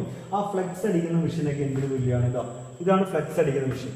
ഈ ഫ്ലെക്സ് അടിക്കുന്ന മെഷീനൊക്കെ എന്തിനു തുല്യമായിരിക്കും? ഡ്രം പ്ലോട്ടറിന്. ആ ഡ്രമ്മിന് മുകളിലൂടെ പേപ്പർ ഇങ്ങനെ സ്ക്രോൾ ചെയ്ത് വരുന്ന രീതി. അപ്പോൾ ഡ്രം പ്ലോട്ടറിന് തുല്യമാണ്. വലിയ സൈസൊക്കെ പ്രിന്റ് ചെയ്യാൻ വേണ്ടി ഉപയോഗിക്കുന്നതാണ് ഇത് പ്ലോട്ടറുകൾ ഉപയോഗിക്കുക. ഇതും അത് തരത്തിലുള്ള ചെറിയ ഫ്ലെക്സുകൾ പ്രിന്റ് ചെയ്യുന്ന പ്ലോട്ടർ തന്നെയാണ് കേട്ടോ. അത് രണ്ടും തന്നെയാണ് പ്ലോട്ടർ തന്നെയാണ്. അത് ഏത് ടൈപ്പാണ്? ഡ്രം പ്ലോട്ടറാണ്. അപ്പോൾ പ്ലോട്ടേഴ്സ് എന്ന് എന്തൊക്കെയാണ് പറയുന്നത്? They are used to produce the large drawings or image, അല്ലേ? വലിയ തരത്തിലുള്ള ഇമേജുകൾ പ്രിന്റ് ചെയ്യാനും ഡ്രോയിങ്സ്, ബിൽഡിങ്ങിന്റെ പ്ലാനുകളൊക്കെ വരയ്ക്കാൻ വേണ്ടിയൊക്കെയാണ് അത് ഉപയോഗിക്കുന്നുണ്ടായിരിക്കുക. അതായത് ഒരു ഹെഡ് ഉണ്ടായിരിക്കും. ആ ഹെഡിനകത്ത് പെന്ന് വന്ന് വരയ്ക്കുന്ന രീതിയിലാണ് പ്ലോട്ടേഴ്സ് കാണുന്നുണ്ടായിരിക്കുക. ഇത് യൂസ്ഫുൾ കമ്പ്യൂട്ടർ എയ്ഡഡ് ഡിസൈനുകളൊക്കെ ഉപയോഗിക്കുക. അതായത് നമ്മൾ ഇപ്പോൾ എന്താ പറയുക, ബിൽഡിംഗ് പ്ലാനുകൾ അങ്ങനെ പലതരത്തിലുള്ള രീതികളിലൊക്കെ നമുക്ക് എന്ത് ഹെൽപ്ഫുള്ളായിട്ട് മാറാറുണ്ട്? പ്ലോട്ടേഴ്സ് ഹെൽപ്ഫുള്ളായിട്ട് മാറാറുണ്ട്. 2 ടൈപ്പ് പ്ലോട്ടറുകളാണ് നമുക്ക് പഠിക്കാനുള്ളത്. ഏതൊക്കെയാണ്? ഡ്രം പ്ലോട്ടറും അതുപോലെ തന്നെ ഫ്ലാറ്റ് ബെഡ് പ്ലോട്ടർ എന്ന് പറയുന്ന 2 രീതി. അതിലിപ്പോൾ കണ്ട ഇമേജ് ഏതാണ്? ഡ്രം പ്ലോട്ടറിന്റെ ഇമേജ് ആണ്. പിന്നെ പഠിക്കാനുള്ള ഏതാ? Flat bed plotter. അതായത് അതിനകത്ത് പേപ്പർ സോഴ്സ് മൂവ് ചെയ്യുന്നില്ല. പേപ്പർ സോഴ്സ് എപ്പോഴും എന്താ? ഫിക്സഡ് ആണ്. പേപ്പർ സോഴ്സ് മൂവ് ചെയ്യാതെ പേപ്പർ സോഴ്സ് എന്തായിരിക്കും? എപ്പോഴും ഫിക്സഡ് ആണ്. അതിന് മുകളിൽ ഒരു ഹെഡ് വന്നിട്ട് ഹെഡ് ആണ് എന്ത് ചെയ്യുന്നുണ്ടായിരിക്കുക? നമുക്ക് വേണ്ട ഇമേജുകൾ വരയ്ക്കുകയും നമുക്ക് വേണ്ട കണ്ടന്റ് എഴുതുകയും ചെയ്യും. Also known as table plotter. ഈ ഫ്ലാറ്റ് ബെഡിനെ വിളിച്ച് വേറെ പേരെന്താ? ടേബിൾ പ്ലോട്ടർ നമുക്ക് വിളിക്കാം.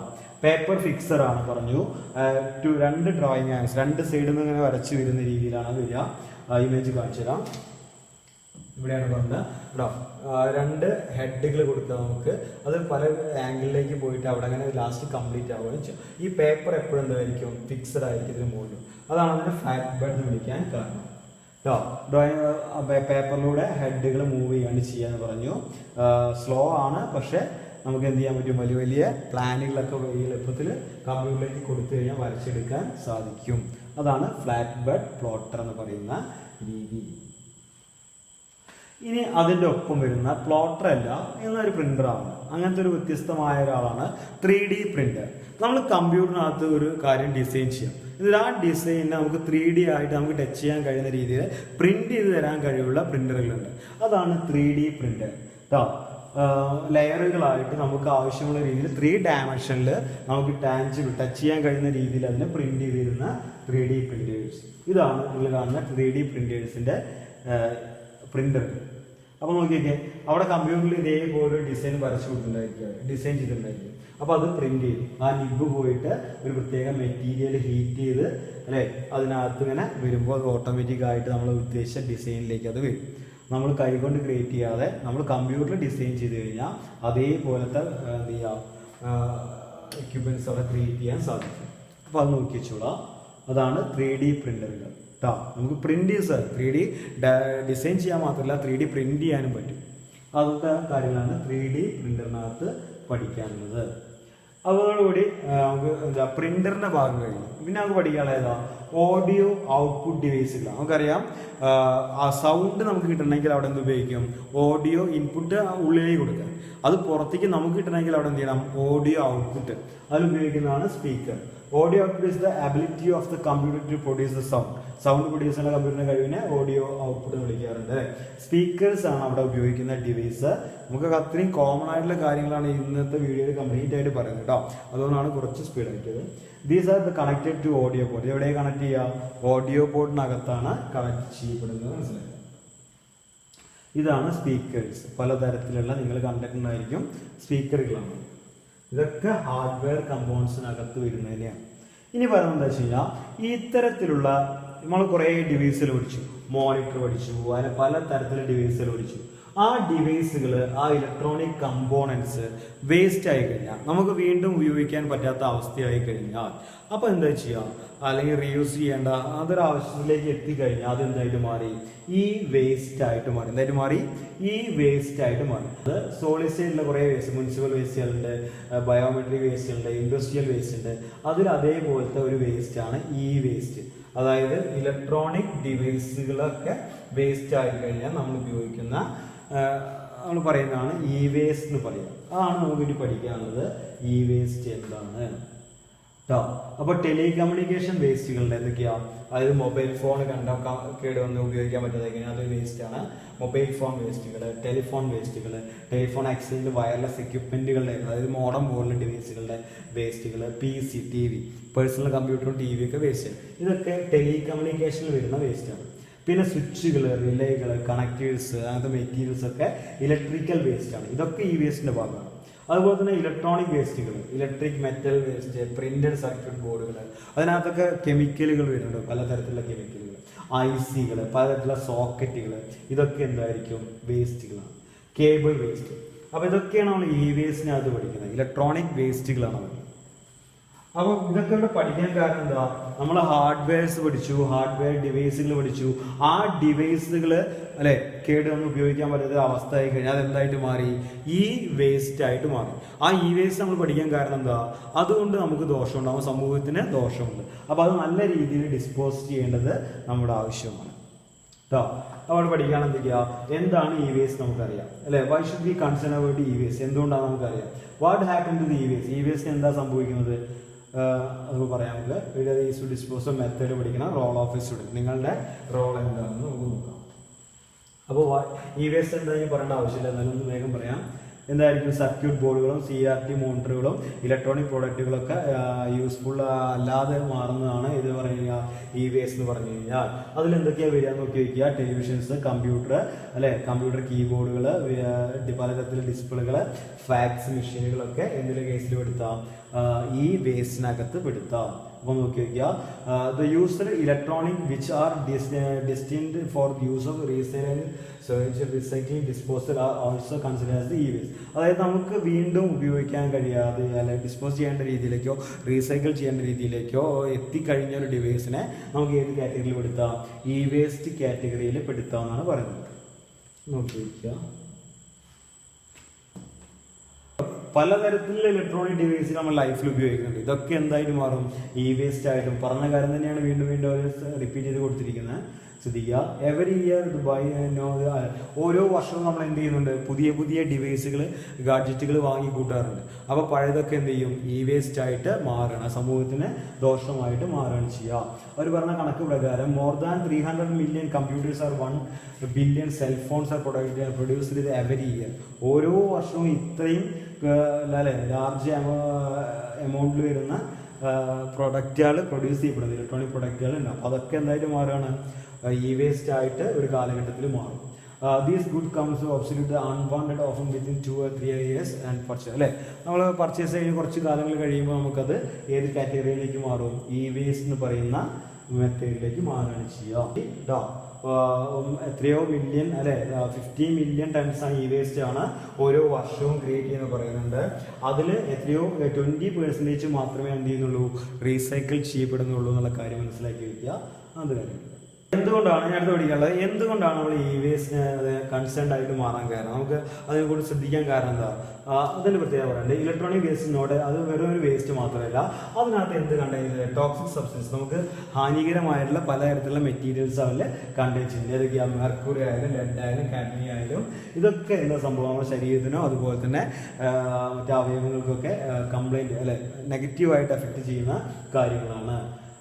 അപ്പോൾ അതാണ് ഇ വേസ്റ്റ് നമുക്ക് കൂടുതലായിട്ട് എടുത്ത് പഠിക്കാൻ കാരണം. ഇത് ഉയർന്ന താപനിലയിൽ കത്തിക്കപ്പെടുന്നുണ്ട്. അപ്പോൾ അതൊക്കെ എന്താവാണ്? അത് എയർ പൊല്യൂഷന് കാരണമാവാറുണ്ട്. ചിലതൊക്കെ അങ്ങനെ നശിച്ചു പോകുന്നുണ്ട് അല്ലേ. അതിൻ്റെയൊക്കെ ഫലമായിട്ട് ഡിസ്പോസ് ചെയ്യാൻ നോക്കുന്ന ഈ 2 മെത്തേഡ് ഏതൊക്കെയാണ്? ബേൺ ചെയ്യുന്ന രീതിയിലും അതുപോലെ തന്നെ ലാൻഡ് ഫിൽ ചെയ്യുന്ന രീതിയിലായിട്ട് നമ്മൾ എന്തൊക്കെയാണ്? സോയിലും വാട്ടറും എയറൊക്കെ പൊല്യൂട്ടഡ് ആയിട്ട് മാറുകയും ചെയ്യാം. അപ്പോൾ അതൊക്കെ കോമൺ ആയിട്ടുള്ള കുറേ കാര്യങ്ങൾ പറയാണ് കേട്ടോ. നെഗറ്റീവ് ആയിട്ടുള്ള കാര്യങ്ങൾ പറഞ്ഞു. ഇ വേസ്റ്റിൻ്റെ കോമൺ ആയിട്ടുള്ള കാര്യങ്ങൾ. ഇതാണ് മെയിനായിട്ട് പഠിക്കാനുള്ളത്. E waste disposal methods. ഇനി പഠിക്കണം എന്താ? ഇ വേസ്റ്റ് ഡിസ്പോസൽ മെത്തേഡുകളാണ്. ഏതൊക്കെയാ?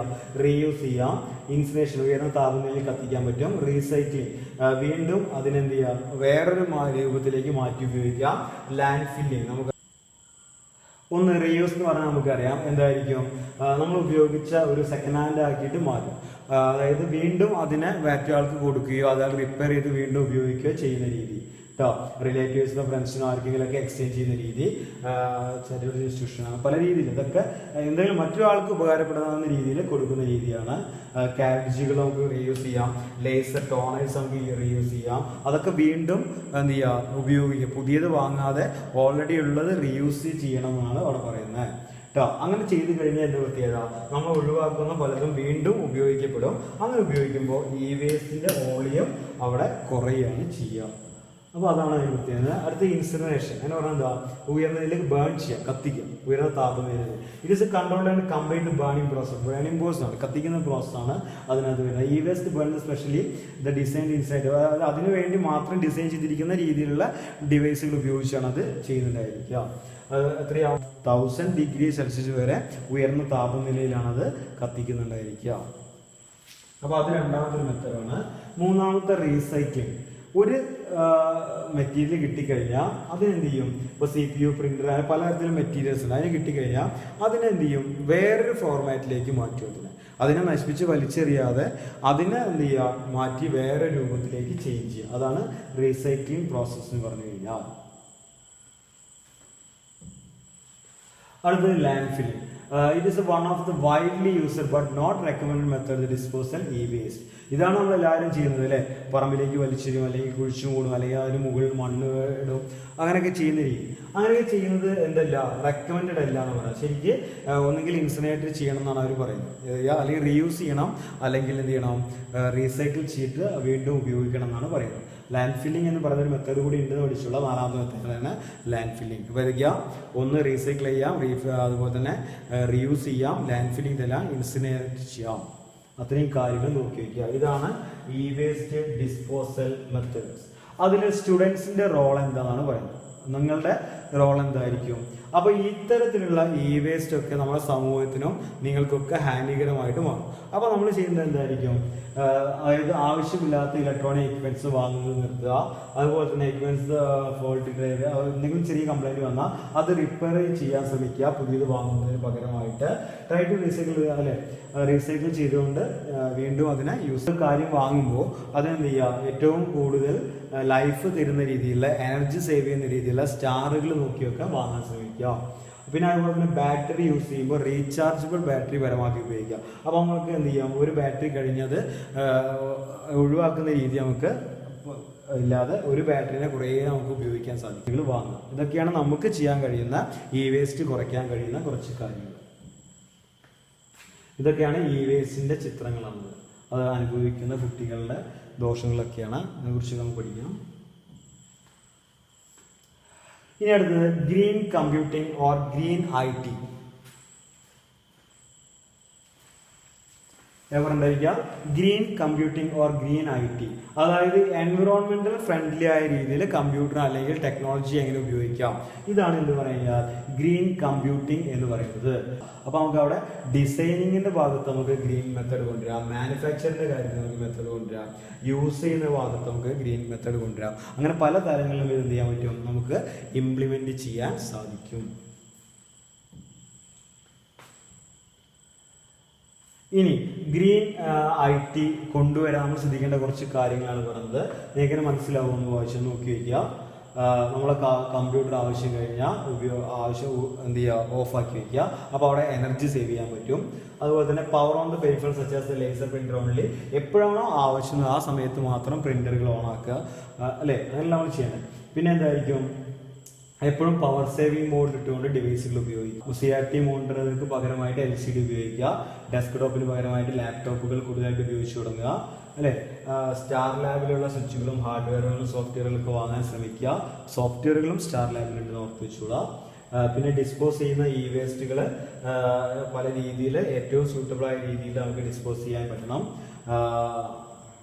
അത് കാര്യങ്ങളൊക്കെ നോക്കി വെച്ചാൽ ഗ്രീൻ റെവല്യൂഷൻ. അപ്പോൾ ഇത്രയും കോമൺ ആയിട്ടുള്ള കാര്യങ്ങൾ നോക്കിയാൽ മനസ്സിലാവും കേട്ടോ. ഗ്രീൻ IT എങ്ങനെ നമുക്ക് ഇംപ്ലിമെന്റ് ചെയ്യാൻ പറ്റുന്നുള്ള കോമൺ ആയിട്ടുള്ള കാര്യങ്ങളാണ്. ആ പോയിന്റുകൾ ഒന്നെങ്കിൽ ഇതേ പോയിന്റ് അല്ലെങ്കിൽ നമുക്ക് എഴുതാൻ പറ്റുന്ന പുതിയ പോയിന്റുകൾ വേണം എഴുതാനായിട്ട്. എന്താണ് green computing? The environmentally responsible and eco-friendly use of computers and their resources is known as green computing.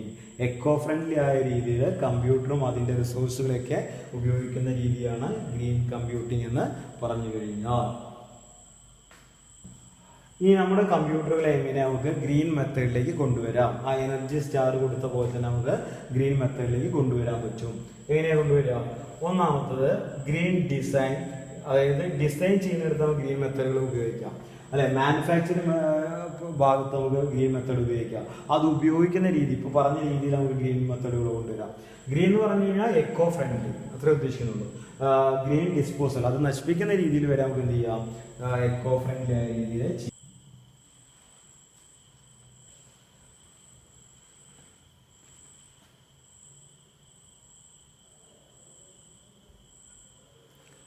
അപ്പോൾ ശ്രദ്ധിക്കുക, നമ്മളോട് പഠിച്ചത് ഏറ്റവും കോമൺ ആയിട്ടുള്ള ഹാർഡ്വെയർ എന്ന് പറയുന്ന സെക്ഷനെ കുറിച്ചാണ് പഠിച്ചത്.